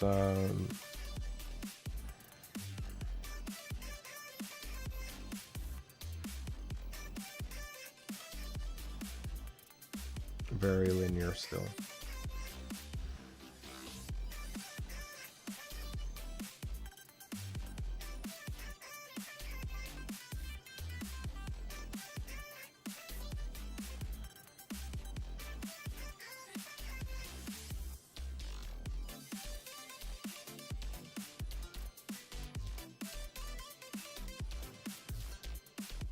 Also, Trout, do you have any games you're looking forward to? Is there anything out there that is exciting that I might not be aware of?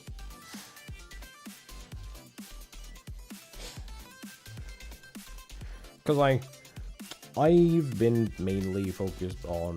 Oh, wait. Did my shit break? Huh?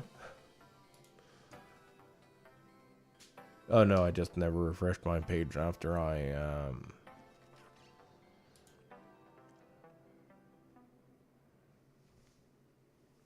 figured it out.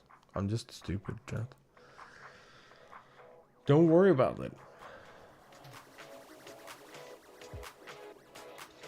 Dude, all of this yapping because I started to talk about Switch to edition games. Oh my god. Have they accidentally put up the pre-order yet? Maybe.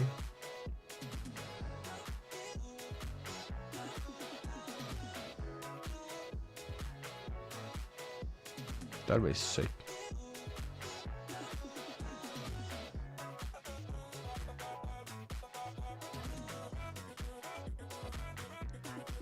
Why would I pay 438 rubles a month for an iPhone?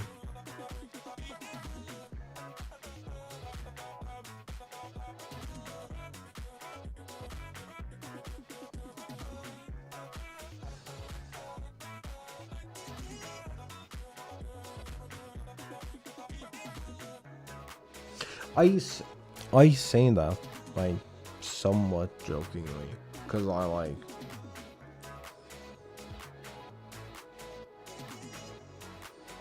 I understand the appeal. Just want everyone to know that I understand the appeal of something that just works and you don't have to think about it. I get it.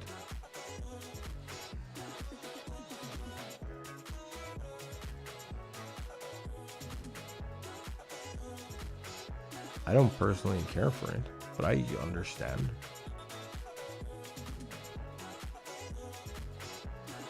What am I looking for again?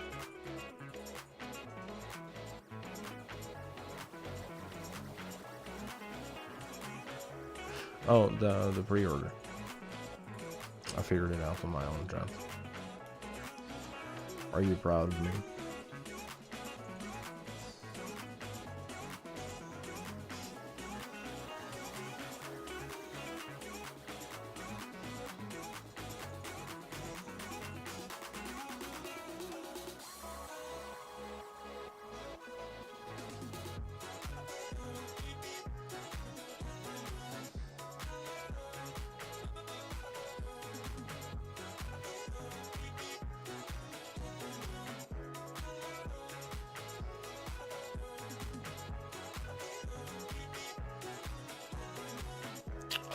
It looks like no.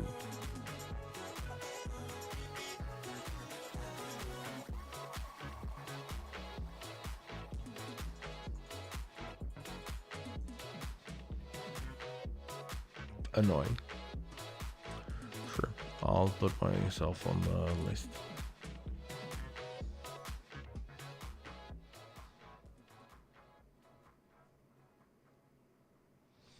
$7,425 people has looked at this listing in the last 24 hours.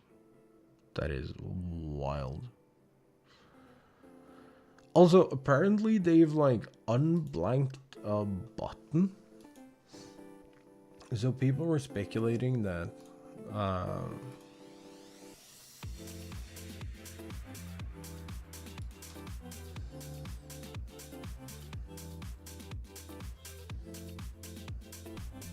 I'll do this one. That this button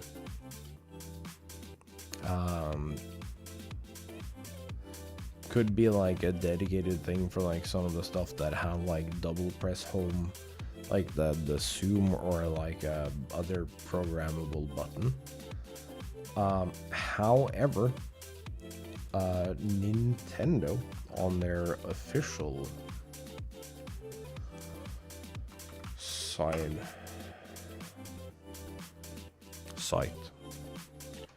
for the Switch 2 has updated the image.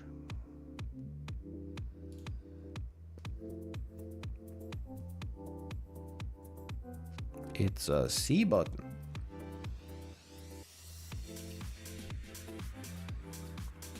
They've also re-uploaded the trailer so you can see the C.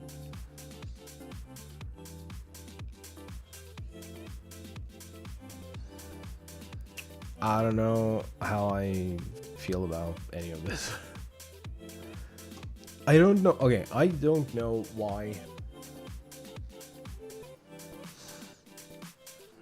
you would want C override on.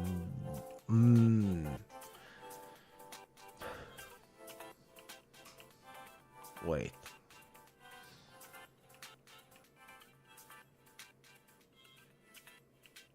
No, I do know why.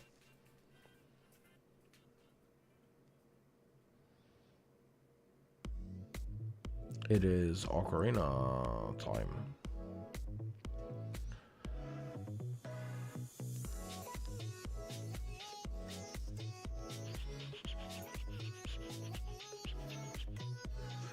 That is the worst possible place to have that button.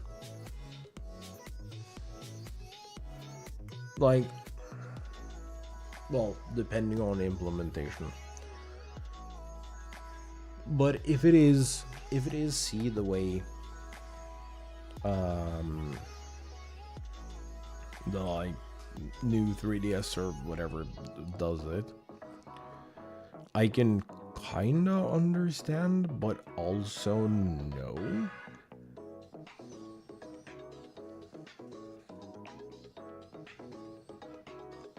Because you'll be pressing this to probably change these buttons, and then you'll have to let go of it to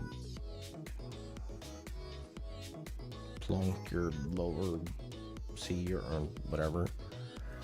I don't know. I don't know about this.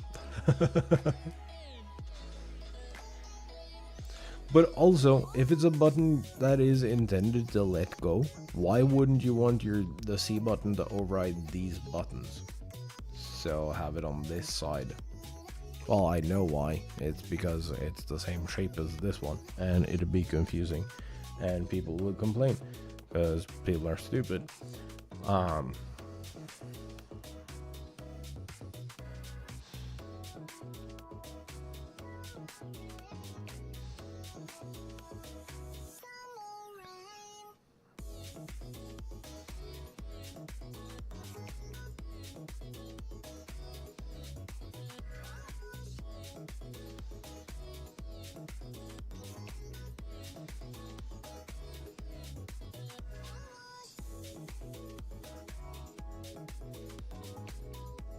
But yeah, all of their like old promo material has the button blanked out, with the exception of this like one screenshot, which is like a sales promo. Also, I'm a big fan of so I'm one of these nerds that do like the colored version first.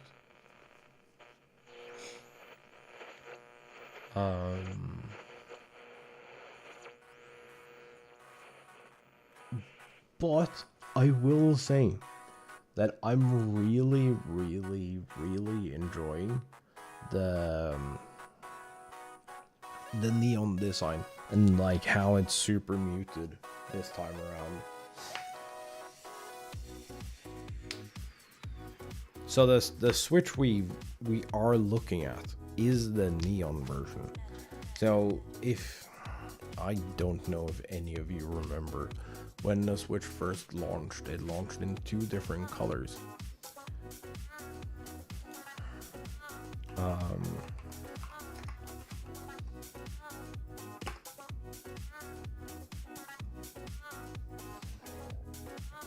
I almost bought the neon twice. Actually, I almost bought the neon twice.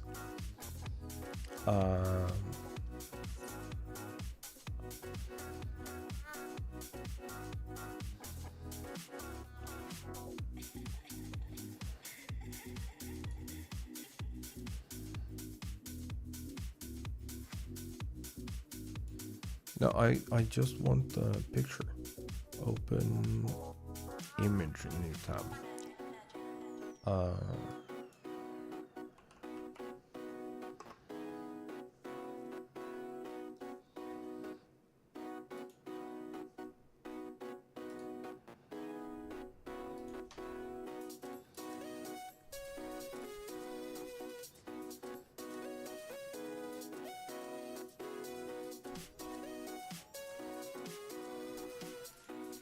Here's the launch models for the Switch. It is the neon, and it's the regular gray one. I don't know if Robin is available, but he will confirm that I refused to buy a Switch if I couldn't get the neon version. And my first Switch was the neon version. I did get the white OLED version when I did the OLED upgrade.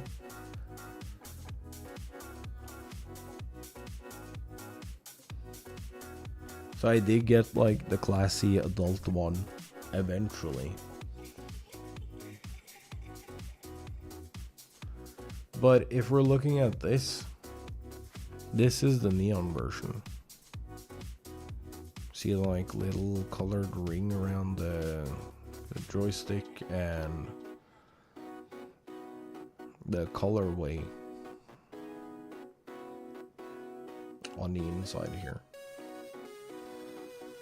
I really like the way they've combined them and like made the colorway of the neon a like subtle detail. It's really neat.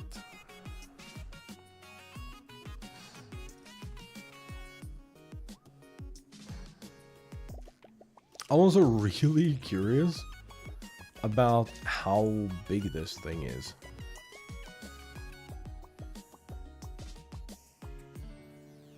Oh, I need to actually go look at some of the promo stuff, because there is something.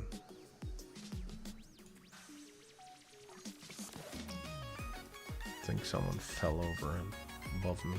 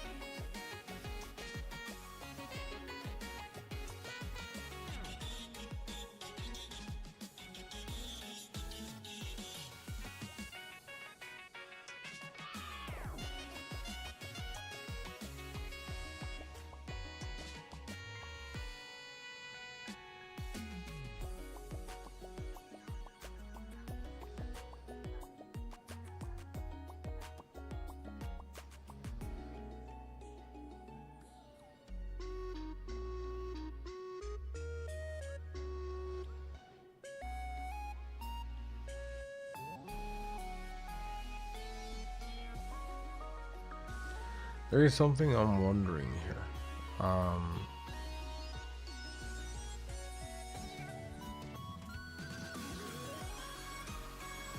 But I don't know if they showed us the dock and its connectors.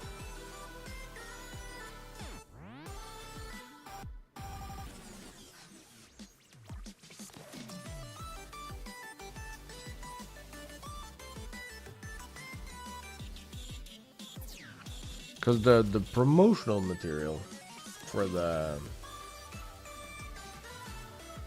Switch that I remember makes it look like the dock is really, really slim.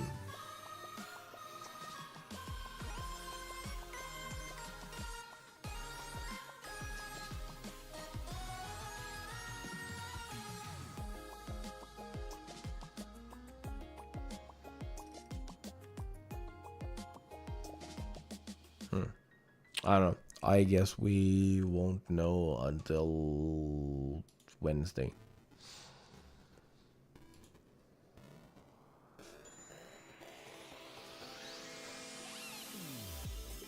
That's annoying.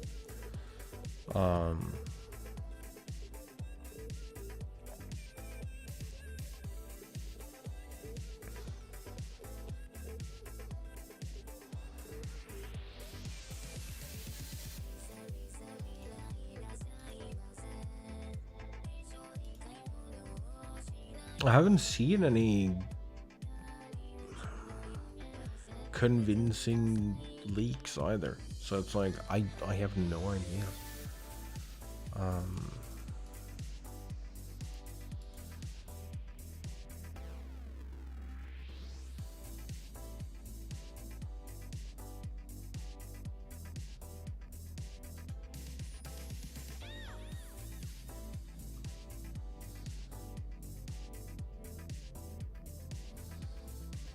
But I'm really liking that neon design.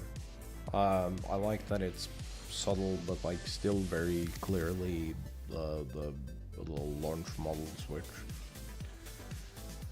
I think they're doing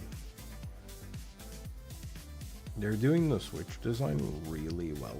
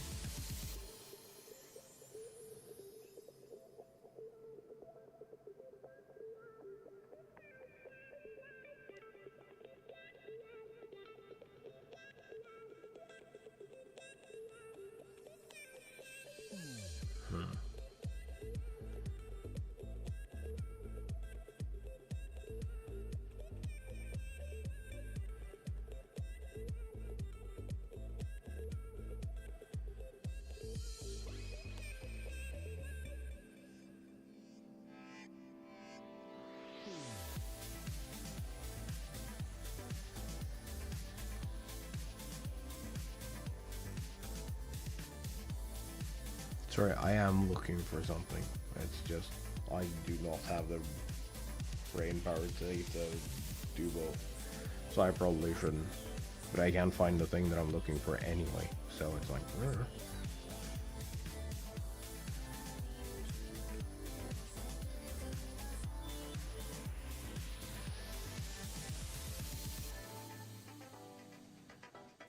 possible Final Fantasy IX remake announcement linked to Switch 2 reveal.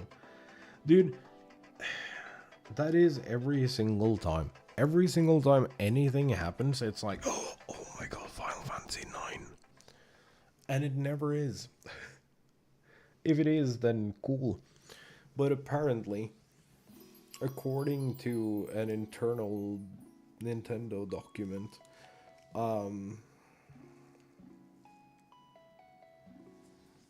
there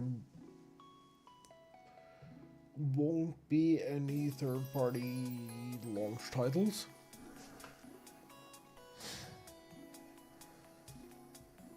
there will be like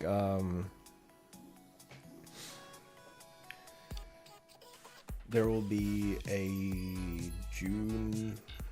Everyone is expecting a June launch because all of Nintendo's pre-order periods have been like roughly 2 months.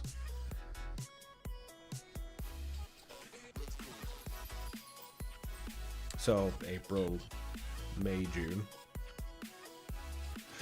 That makes sense.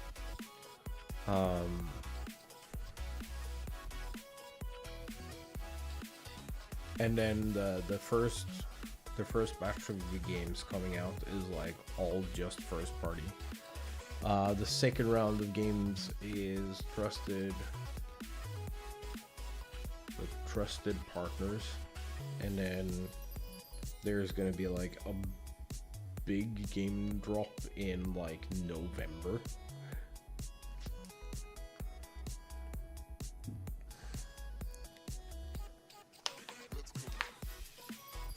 So I'm kinda expecting a hey Lady T, how are you? How's stuff?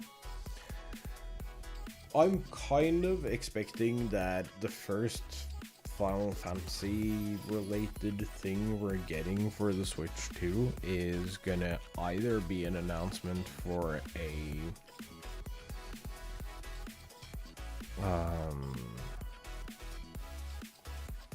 Final Fantasy 14 port, or it's gonna be Final Fantasy 13, because 13 is the perfect commuter Final Fantasy, because it's like very short chapters.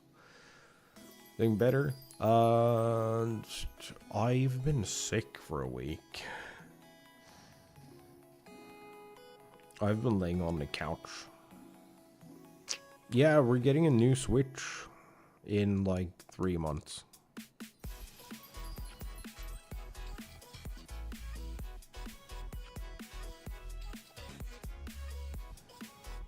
And Yoshi P has talked about like wanting to put Final Fantasy 14 on everything. We know a mobile rebuild from the ground up is happening, because like all of Southeast Asia is like majority mobile users, so that makes sense. They did do a port for the Xbox, so I'm expecting now that we're getting like PS4 level power put into the Switch.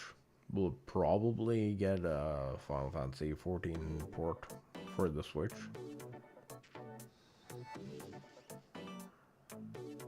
That makes sense. It just makes sense. But also, if the Switch is the thing that like holds Final Fantasy 14 back from being like figured, you have to rebuy it.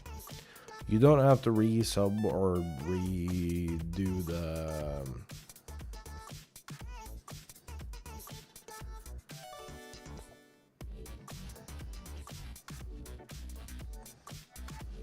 or redo any of the stuff, but you do need the game's license.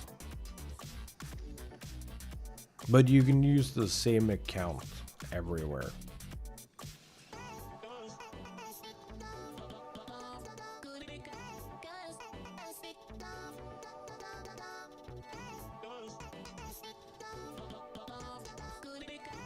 And yeah, it's annoying. It is kind of annoying that you have to like repurchase the game for every platform. But also, if you're buying the game for every platform, you're just buying the digital collector's edition, whatever the fuck. gonna be expensive. Yeah, it's gonna be 3 or 4 times $60. Final Fantasy, despite all its flaws, is not an expensive game to get into.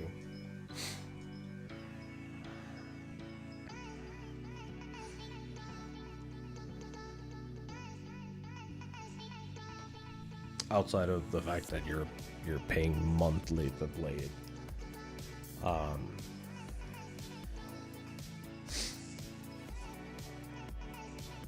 Yeah, but okay. I don't entirely know how to explain this, but once you buy the latest,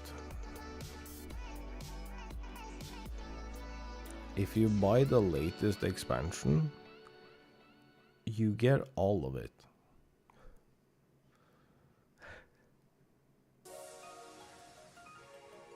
You don't have to buy like the collector's edition for every platform. As long as you have like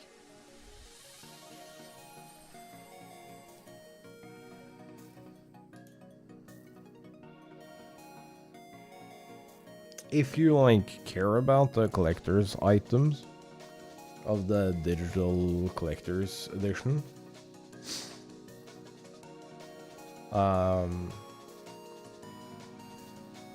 yeah, but also base game is free. So I don't know if you actually have to do that anymore.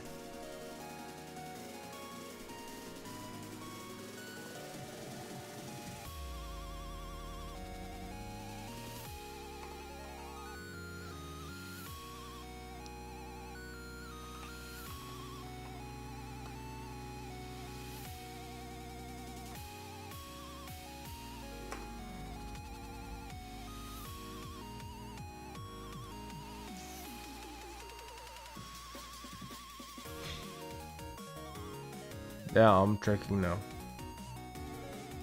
Well, I'm trying to check now. Newest expansion. Buy newest expansion. Buy Dawn Trail.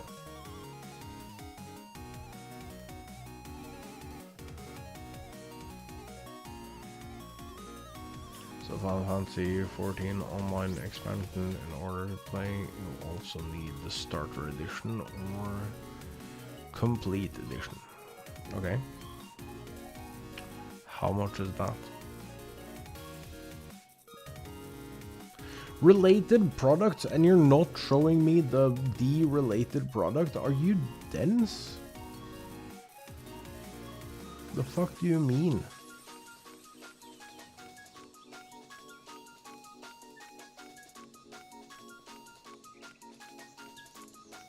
Paste and go. It'll cost you $45 per additional platform.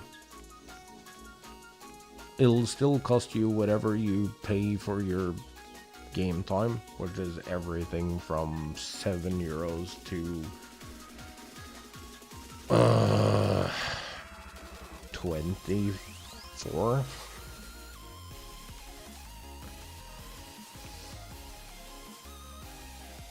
I have no idea how much I'm paying. I know it's a lot.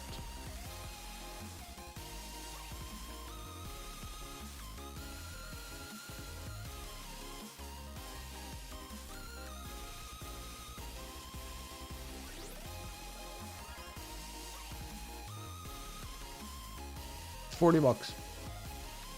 It's $40 for the complete edition, which is base game plus all the expansions. It's $40 per platform. Nope, it's account. It is account specific.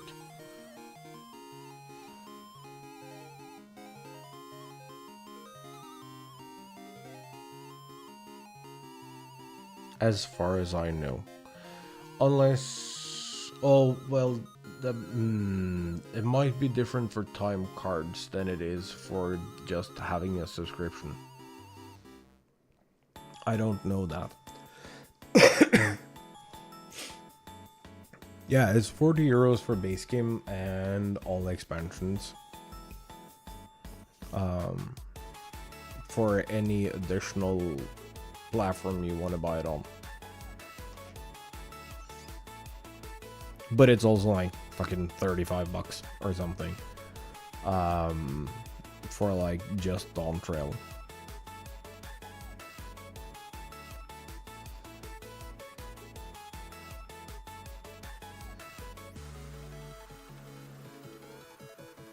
Possibly not able to run it. What do you mean?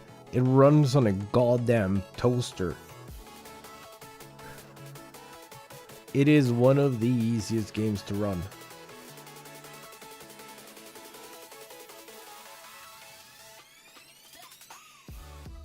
Yeah, and also if you I actually don't know how that works.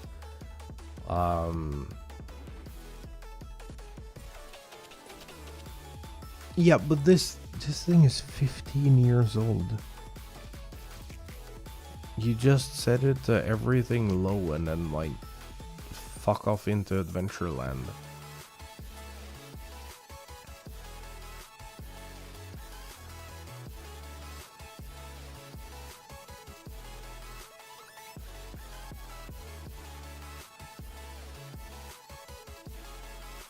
What happened to his... What did he do to that poor PC?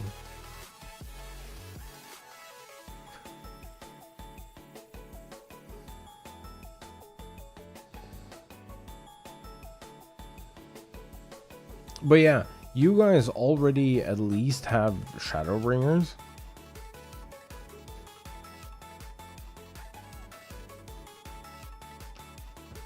Both of you, I think. So it's $34.99.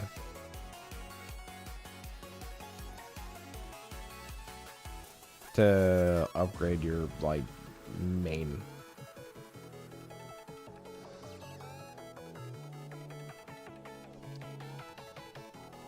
And then it's 40 euros for every additional platform you want to get it on.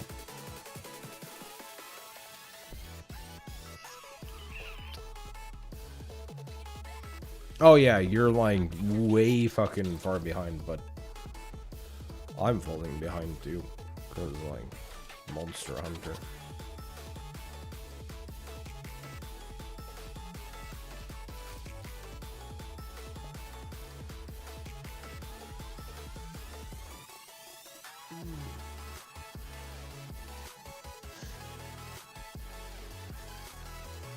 Yeah, I think so too.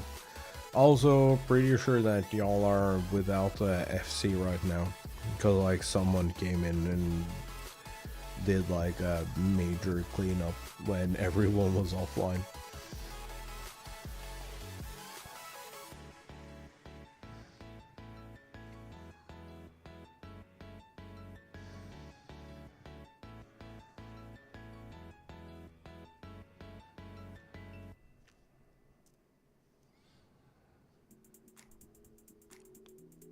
I have no idea who. I just know that everyone above a certain amount of days since last logged in was wiped.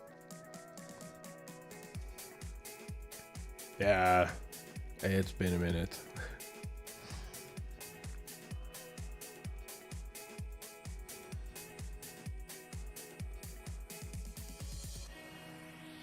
I don't know, I keep coming back to it as something to do.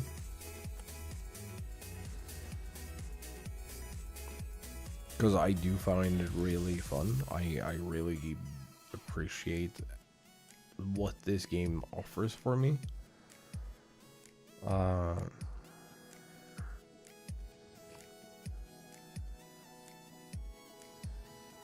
Yeah, but okay, so there was some leadership changes and stuff that happened.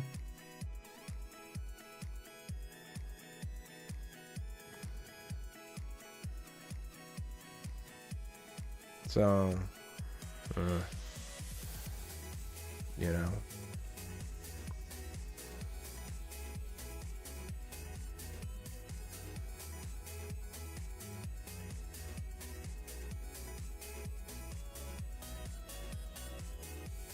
But I don't know, being so far behind and like just about to. No, I really appreciate the people. But like we went through a lot of leaders for a little while there.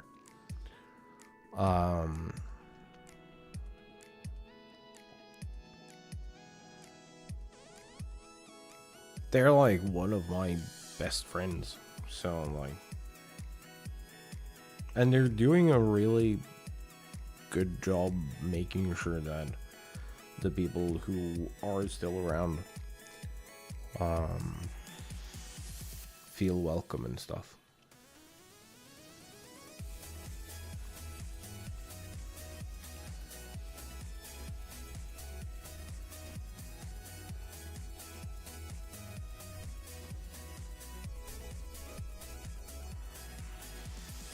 So nothing bad to say about new leaders.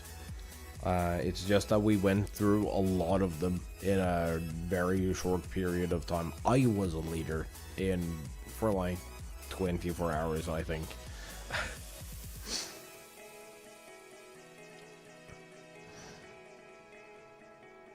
Because, okay, so what happened was some people stopped playing, and then a timer starts.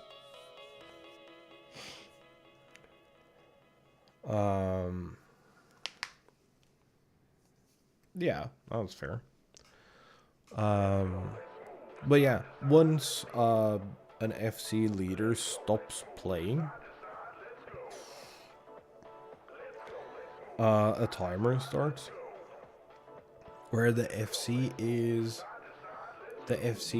leadership role is just given to a random person after like 30 days of inactivity or something.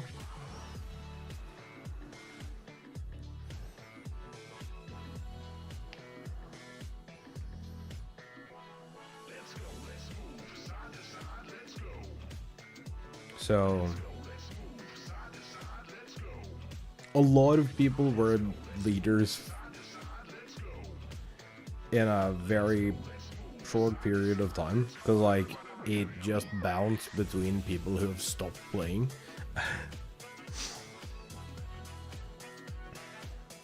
Instead of like prioritizing the people who were active at a time, it just bounced at new inactive people. Until it eventually landed on me, and I knew who was like supposed to be the leader after Loki, so I just had it moved over to them.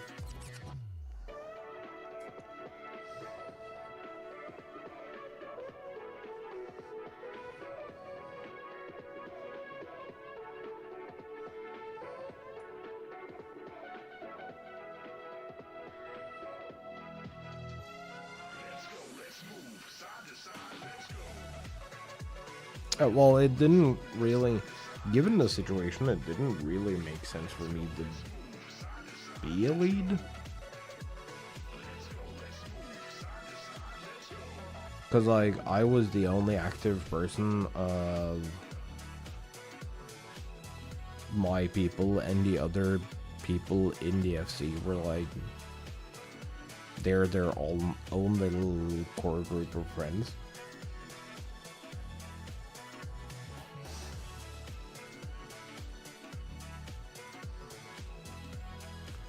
So it just didn't make sense.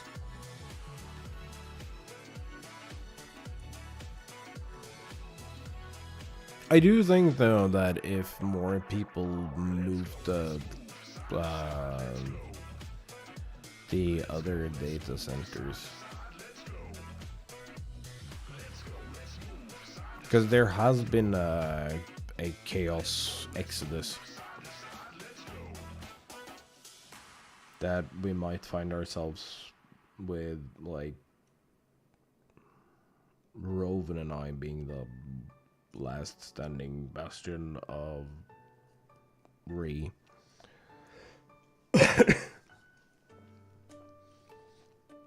Though we have been promised tools,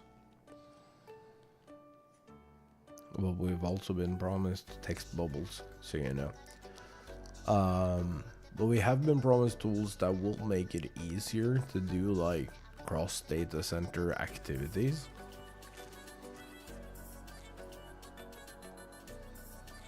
And with like data center travel and everything, it's like not really any reason to move.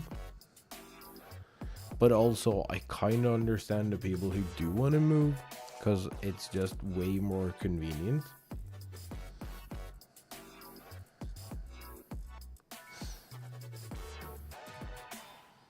No, the Chaos data center is still there in Louisville, the home world and everything, that is still there. But there is a lot... There's a lot less activity there as of right now.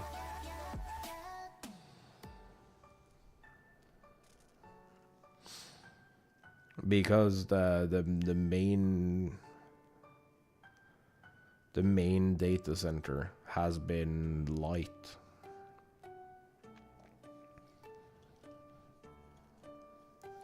So if you want to do difficult content, you basically have to go there.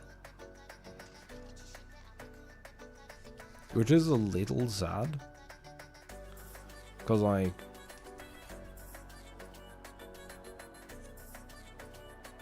Louis that we played on was one of the most active homeworlds.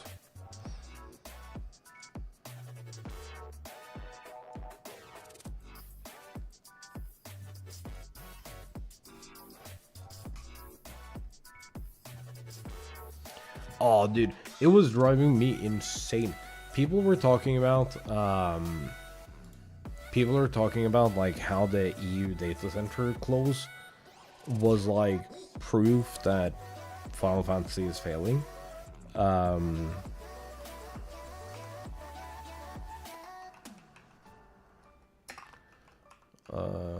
Data center closes.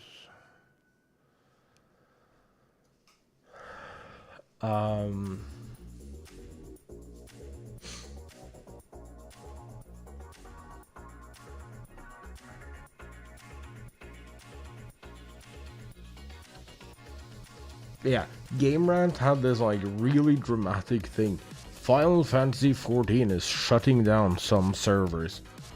4 Final Fantasy 14 servers in Europe will shut down on August 27th, impacting Tycoon, Titania, Innocence, and Pixie. Shadow Data Center was created to ease congestion during Dawntrail's launch, but will now be phased out after serving its purpose. So the thing was built specifically for allocating people to spots. The Shadow Data Center was never meant to be permanent.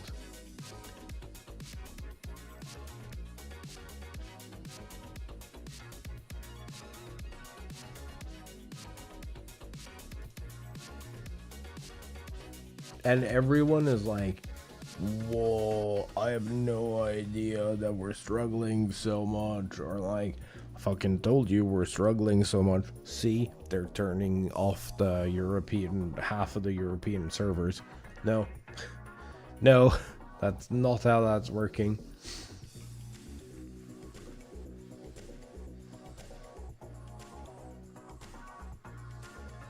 Yeah, but like people were being just as dramatic. They were like, oh, see, Dawntrail is a failure because we have to shut down like one of the European data centers. But like, it was never meant to exist for more than a couple of months.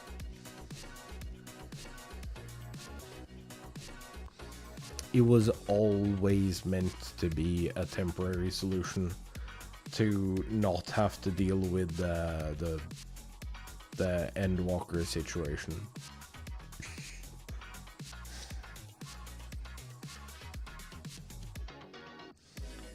Sometimes huge ass queue, yeah.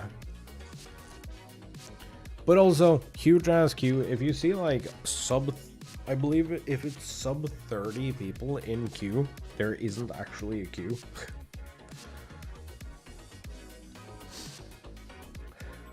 It's just, if the servers load the characters too fast, it just breaks.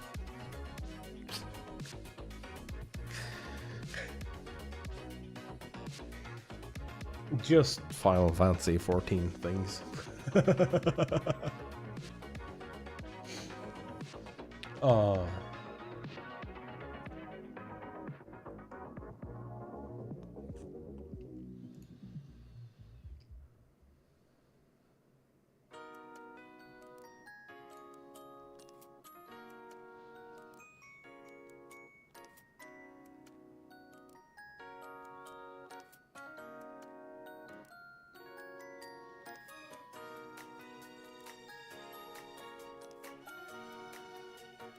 Okay, but like, who's live?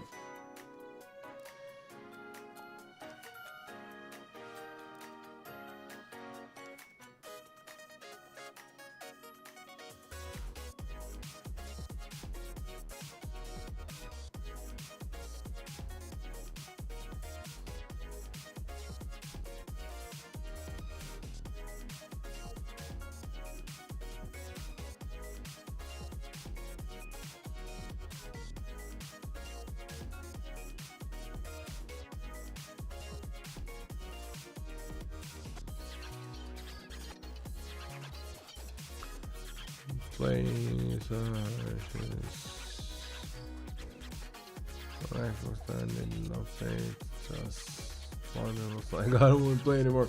Yeah, I know the feeling.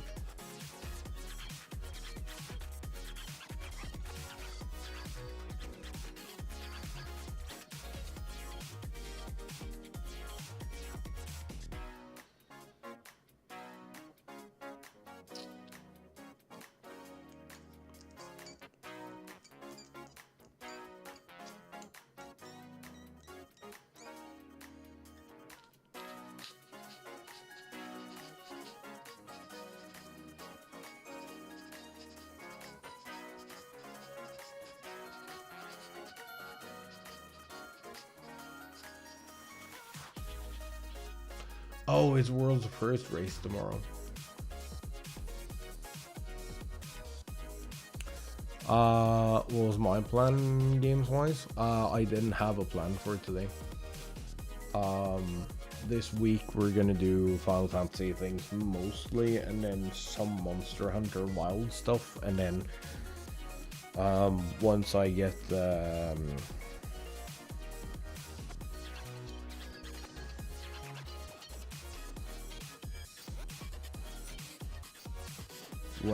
some hardware stuff that I'm waiting for, we will start doing some Pokemon stuff as well.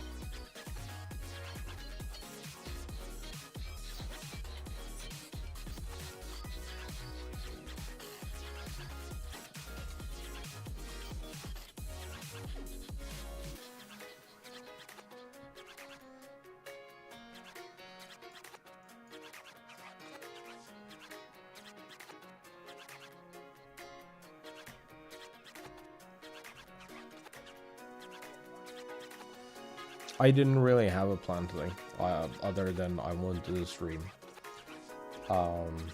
So we've yapped away like almost 3 hours, and I can feel my throat closing, so I'm probably like still a little on the sick side.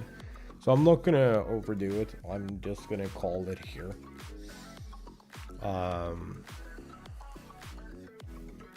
Dude, I'm suddenly on a 2 PC setup.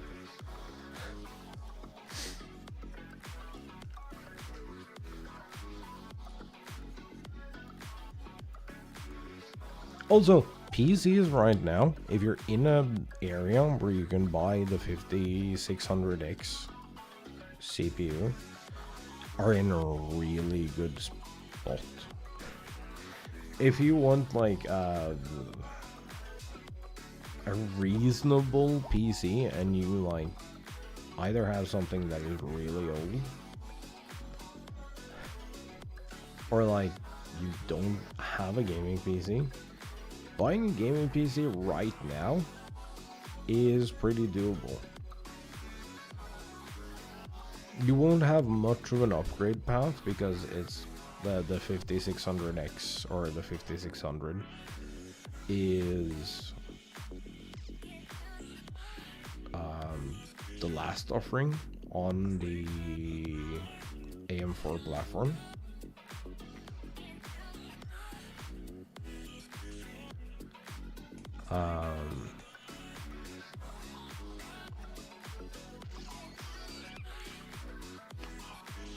Have you tried just forcing it?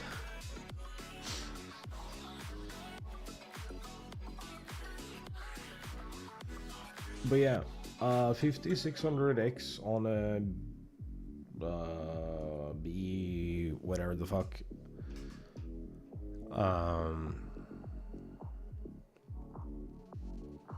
Yeah, it's like the security thing.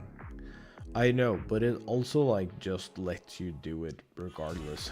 It doesn't actually care in a lot of cases. Can I? No?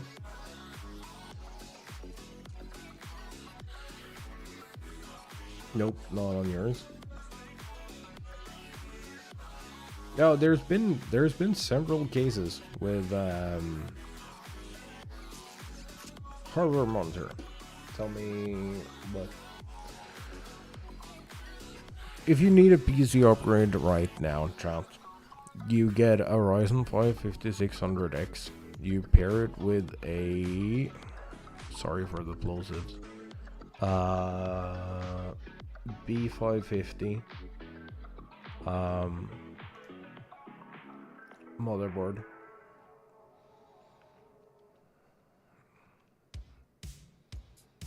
And you get an Intel Arc B580 GPU. That is like the cheapest and best PC you can build right now.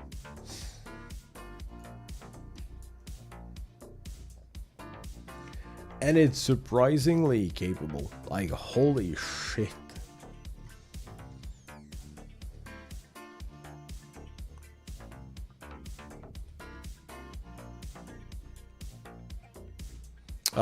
It's a CPU.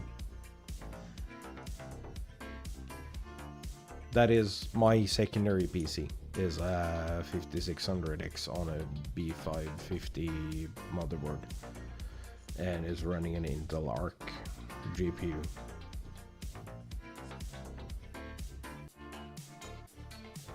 And it's really capable. It is what you're seeing streamed through right now.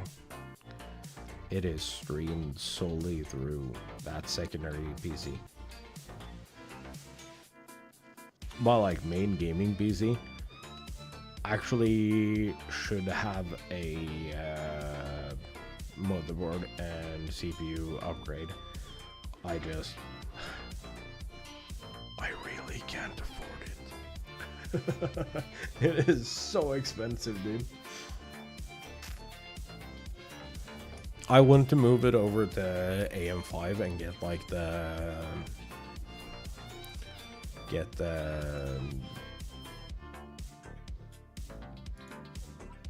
ideally I'd want to get a 78 or a 7900 X3D CPU.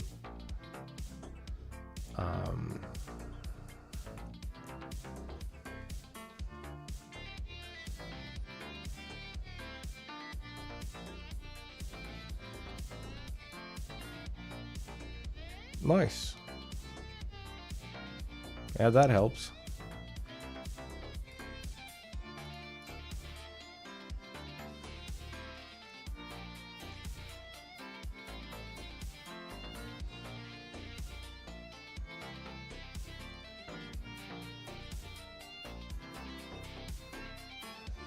Yeah, like I kind of want to build on the 7900 X3D.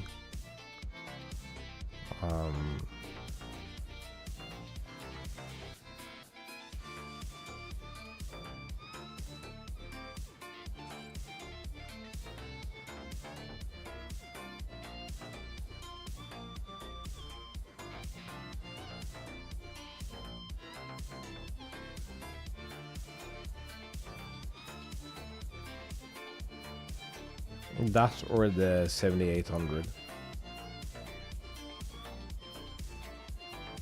Yeah, but see, the thing that gets me is like the import tax.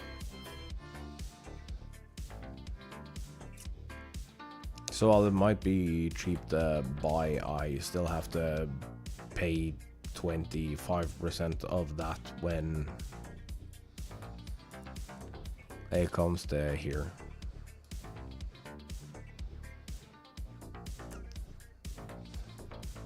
But yeah, the 78 and the 7900 X3D, they're like the fastest CPUs when it comes to gaming right now. I think it's like barely beat by the 9800 X3D.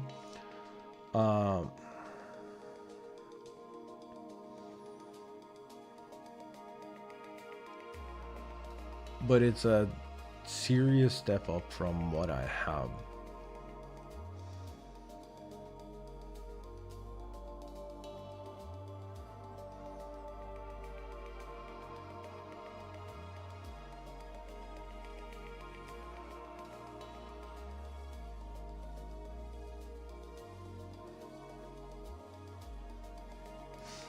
But it'll probably cost an arm and a leg to buy. Nope.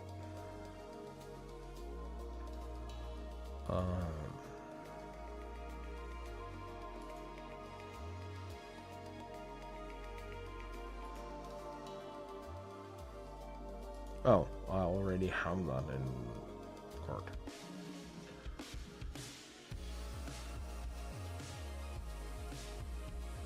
I feel like I can do this cheaper.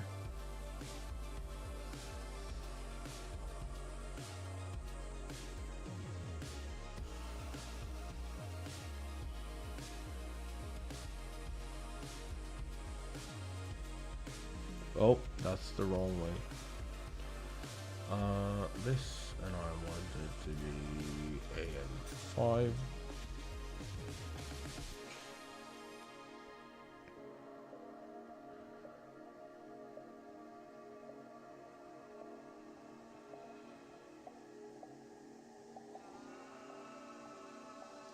Problem is, I kind of screwed myself when I set up this PC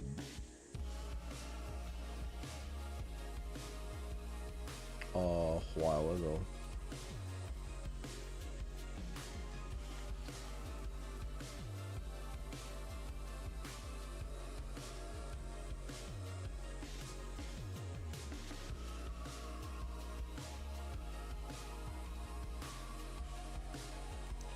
Can I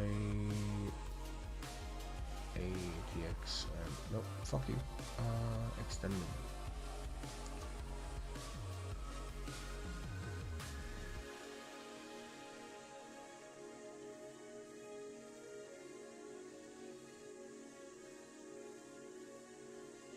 Can't be serious. There is there really not motherboard until like, oh my god, why am I like this?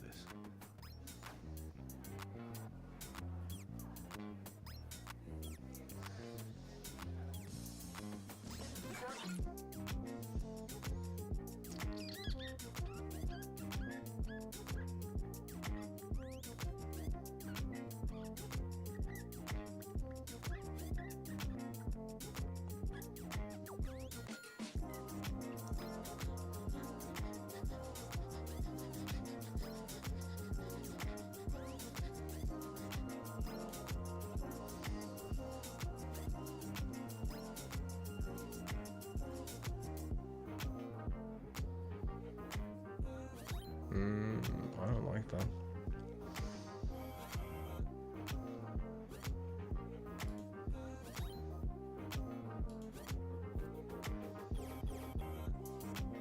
Also, holy shit, these are expensive.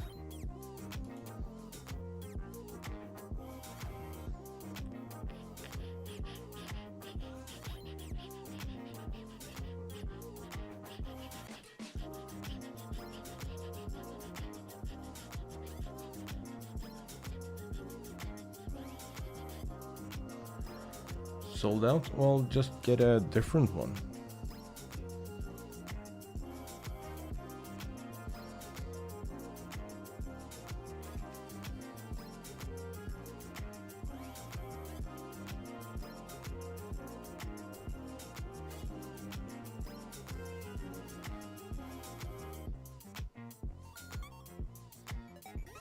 Oh, I hate this.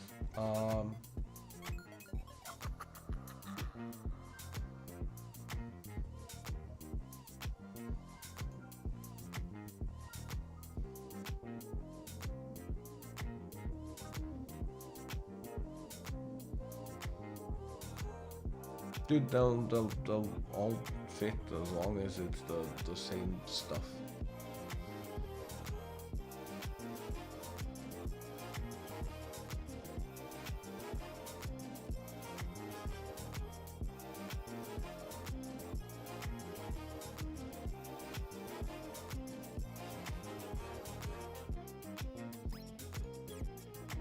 What's the CPU you're dropping in?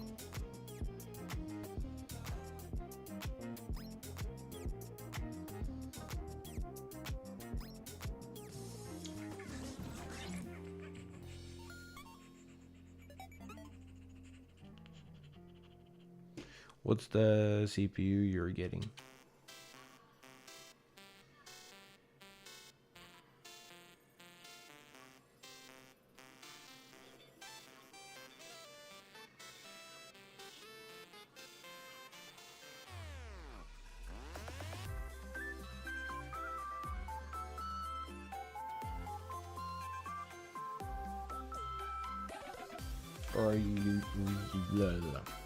Or are you reusing one that you already have?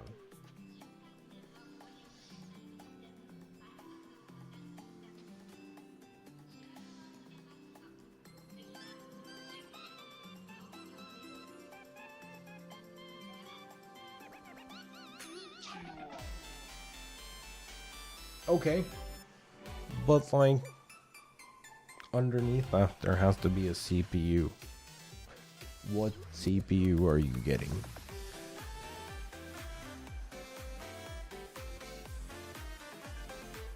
Or are you not upgrading and you're moving forward with something you already have?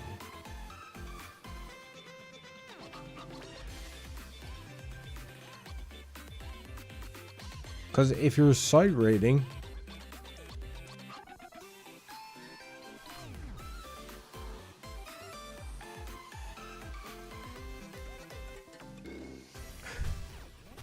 brother, can you like actually answer my question and not every other question?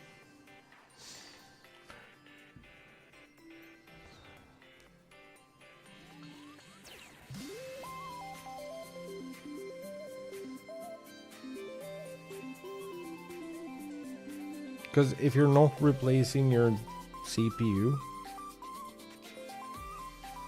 there is a high chance that it's just a setting within your BIOS that you can fix.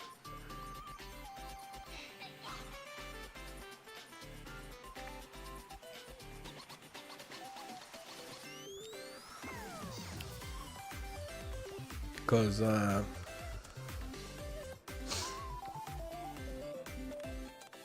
cool. What's the CPU? God damn it.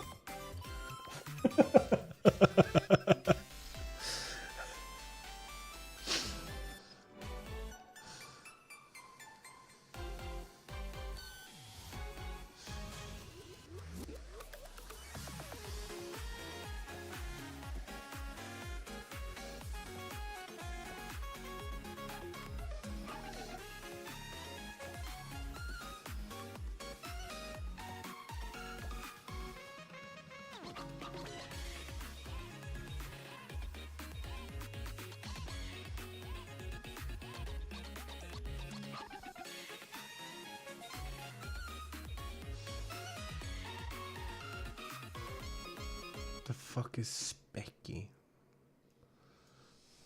Well, that sounds like malware.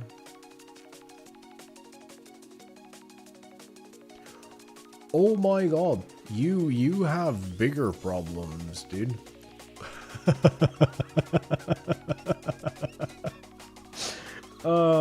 Yeah, you might want to look into maybe replacing that too.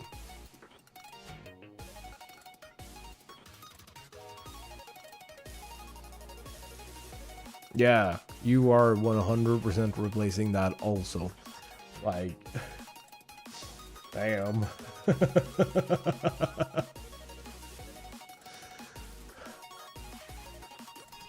my god.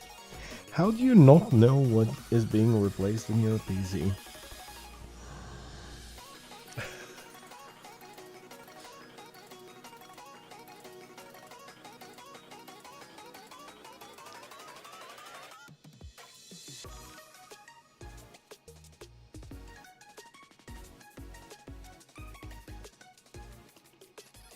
Why'd you spell it like that?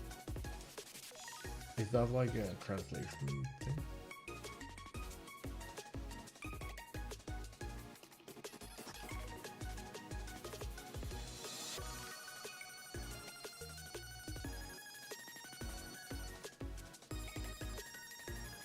No, because you guys say graphics too.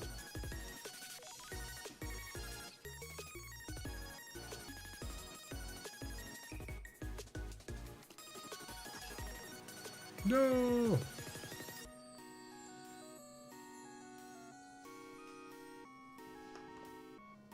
No, that's not that.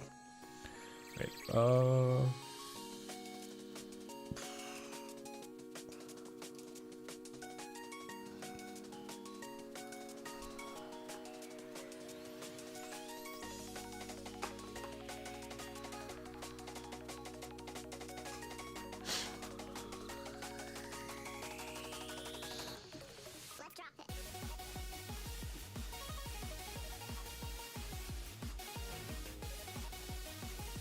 I can never remember which of these is the correct one. I'm sending both. Don't care.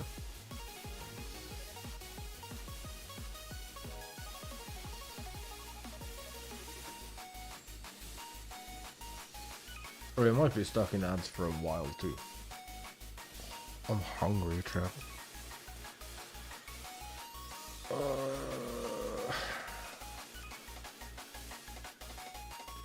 Is there any cool people on?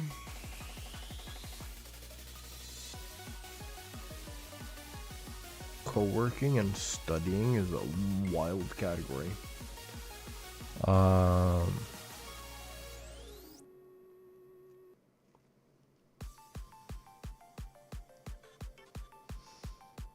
Okay, so what CPU are you getting from him?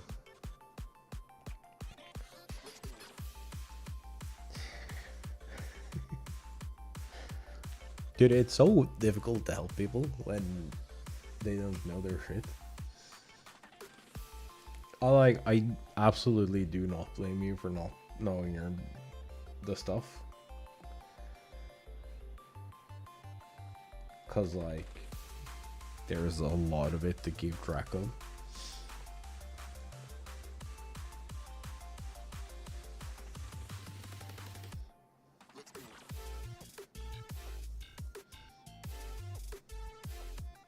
But being the somewhat literate person, it is a little annoying when people don't know and I want to help. Oh, wait. Okay, now we're getting somewhere. AM4. Yes, that is exactly the thing I was just talking about. Yes, give me results. I also want them sorted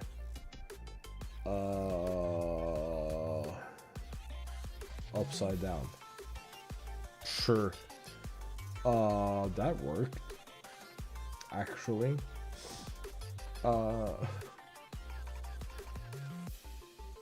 I don't know how the fuck that actually worked, but it did. Give me results. Sort them upside down again. Sure. I don't speak this language. It is free delivery though. That's cool.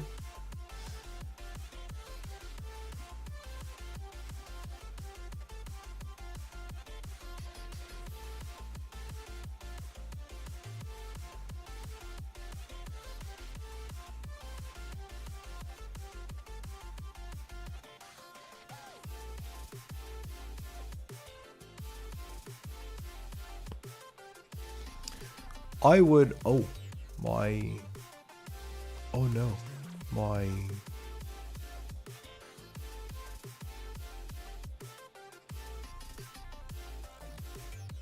necklace is stuck. Oh, it's really stuck too. No. I do not care about you, Alice. I figured out what I wanted myself. Go away.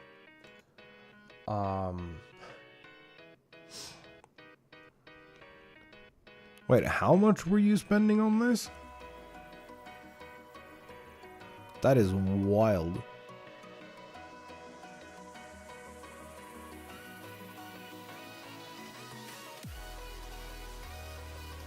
I'm very sure that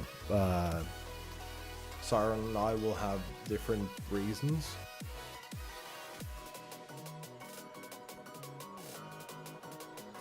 But I would absolutely go with something like the MSI B550. It is 109 euros, but it is a high quality chipset and a reputable brand.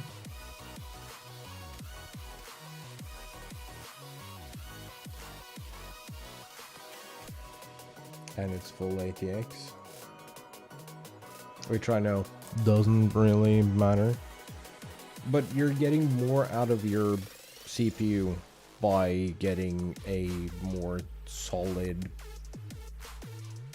chipset on that socket. I know it's really tempting to go with like the A520M or something, which is like only 60 bucks. However, I would really recommend that you do not.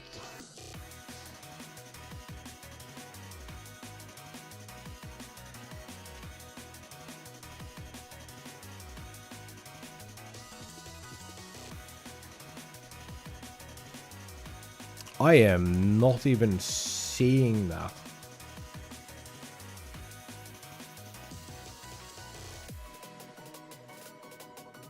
What the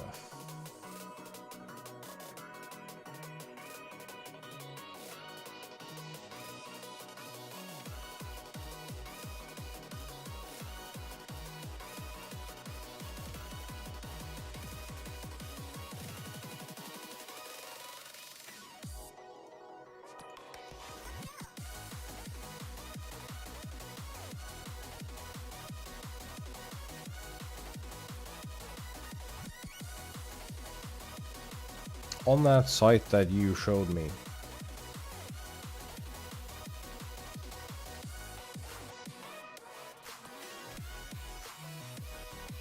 the cheapest board they have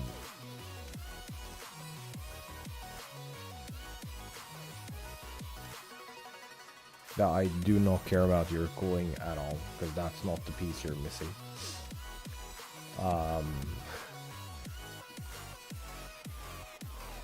The cheapest motherboard that I'm seeing here is 6290.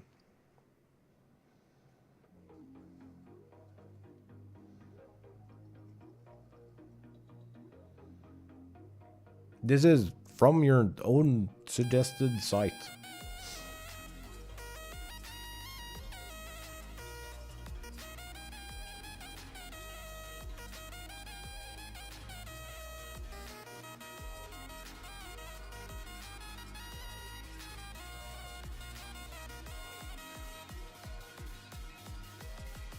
and it's absolute shit too. It's like actually bad.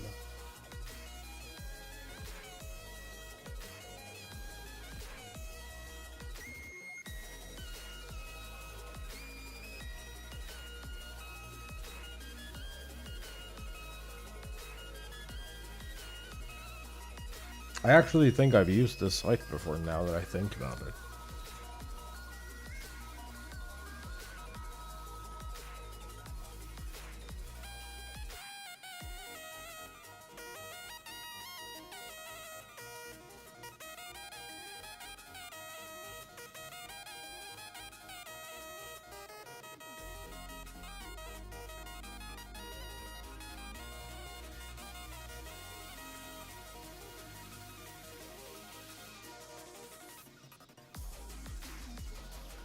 I don't know why I've used this site. I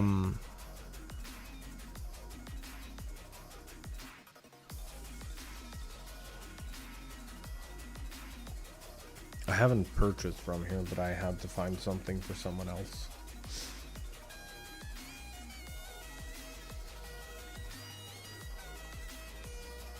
Yeah, that is the exact thing that I'm telling you, or trying to tell you right now.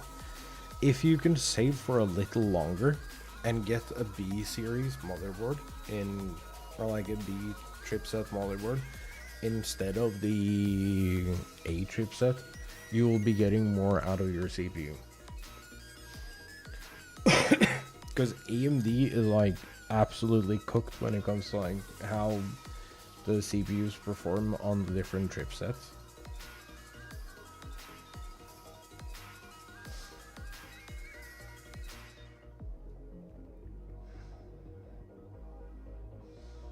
So if you can save up for a B550 board instead of the A520, and you can allow yourself that extra time, you will be getting more in return for your upgrade.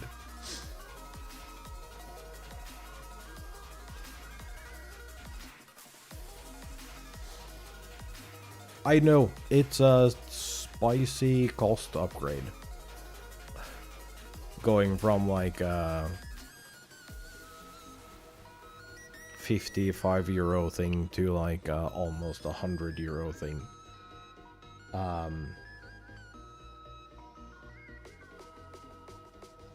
But like the consistency and quality and everything that you're getting,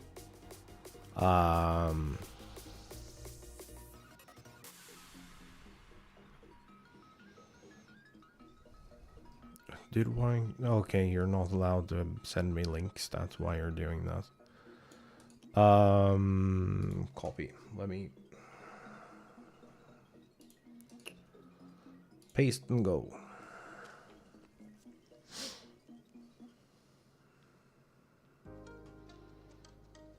Wait, I actually need that other site. God damn it. Fuck, that's on a different. I hate this. I want this. All categories. PC hardware. More hardware. Motherboards. Ooh. Sort by. AM4. Show results. Yeah, sure. That would be a decent one. Yeah, I'm seeing it now. That'd be a decent one. Sure.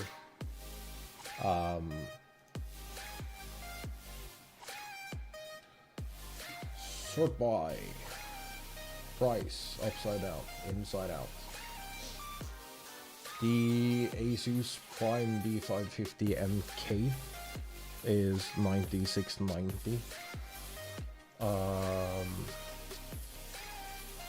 The B550 MA is $99.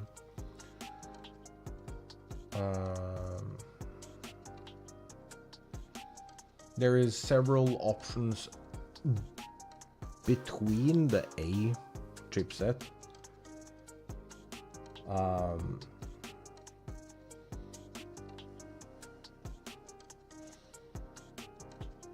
And like 110 euros.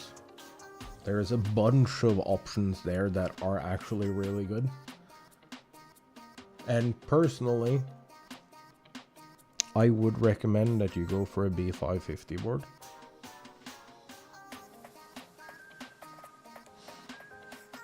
Just because they are simply better built. They're just objectively better built.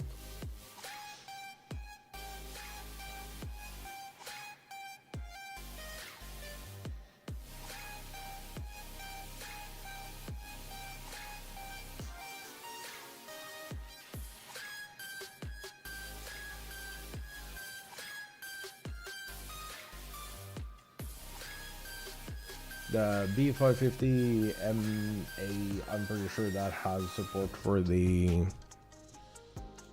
Right, I can just send you the link for this. Over on this keyboard though.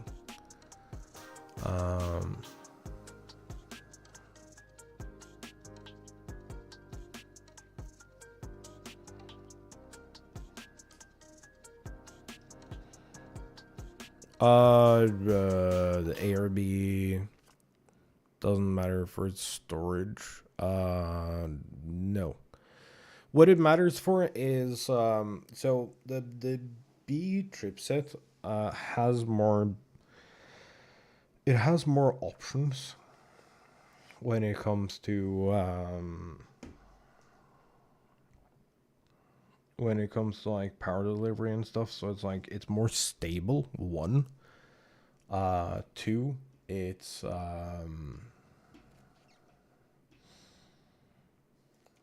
it does more of the like auto overclocking shenanigans that AMD relies on.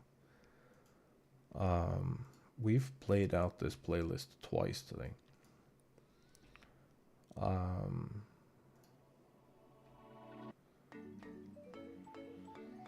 And it just like, it unlocks more features. So like a M80X board, like that's one I have there, and then shift into bop those two. It's like getting the like one step above the like bare minimum is gonna give you so many extra things in return that is just like quality of life stuff. If you aren't planning on like doing any major upgrades in the near future, just getting the slightly better one, or like the a lot better one that like costs slightly more, is absolutely worth it.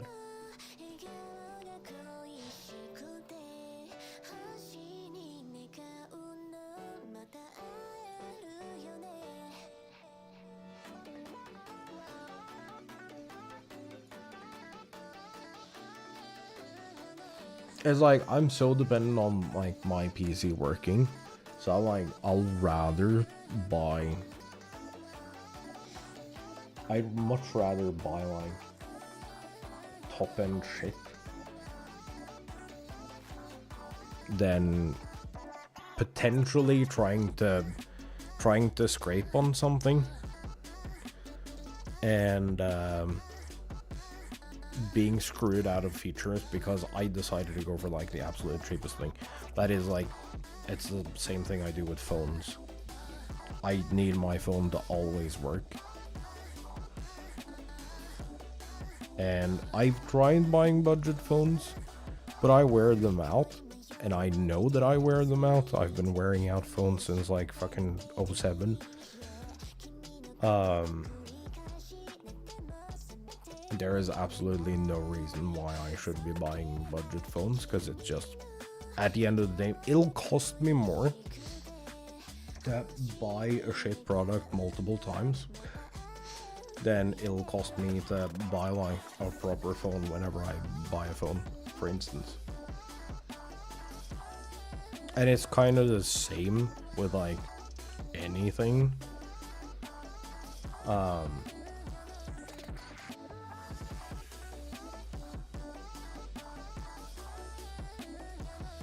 And I'm not saying that it's necessary. I'm just saying that the experience would be better. I don't think you'll necessarily have a bad experience on a series chipset. But the feature return you get for going up to a B, with like all the automatic overclocking stuff and the things that just happen in the background that you don't have to deal with or think about, just makes your experience overall better.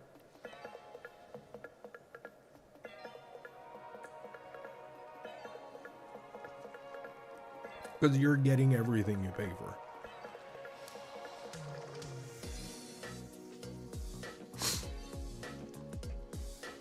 Or in this case, you're getting everything that Siren paid for. Great, Lord. How are you? How's the thing? Are we making progress on the thing? Will I be getting the final version of the thing? Well, not the final version, but the one I have to approve today.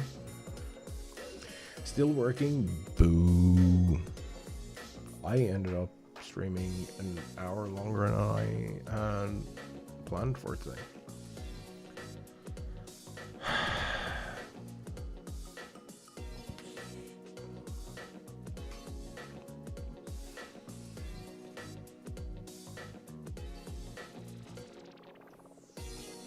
Still working, I'm so sorry.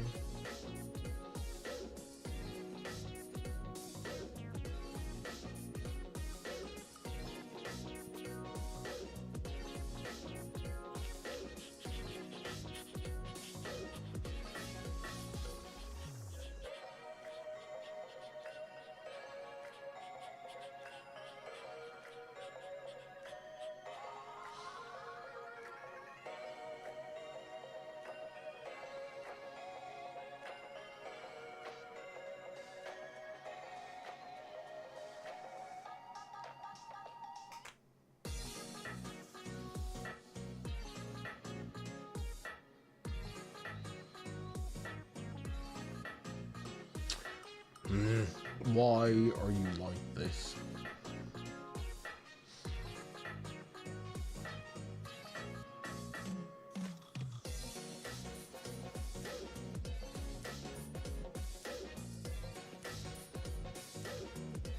No, there we go. I'm gonna send you nerds over there so I can go eat.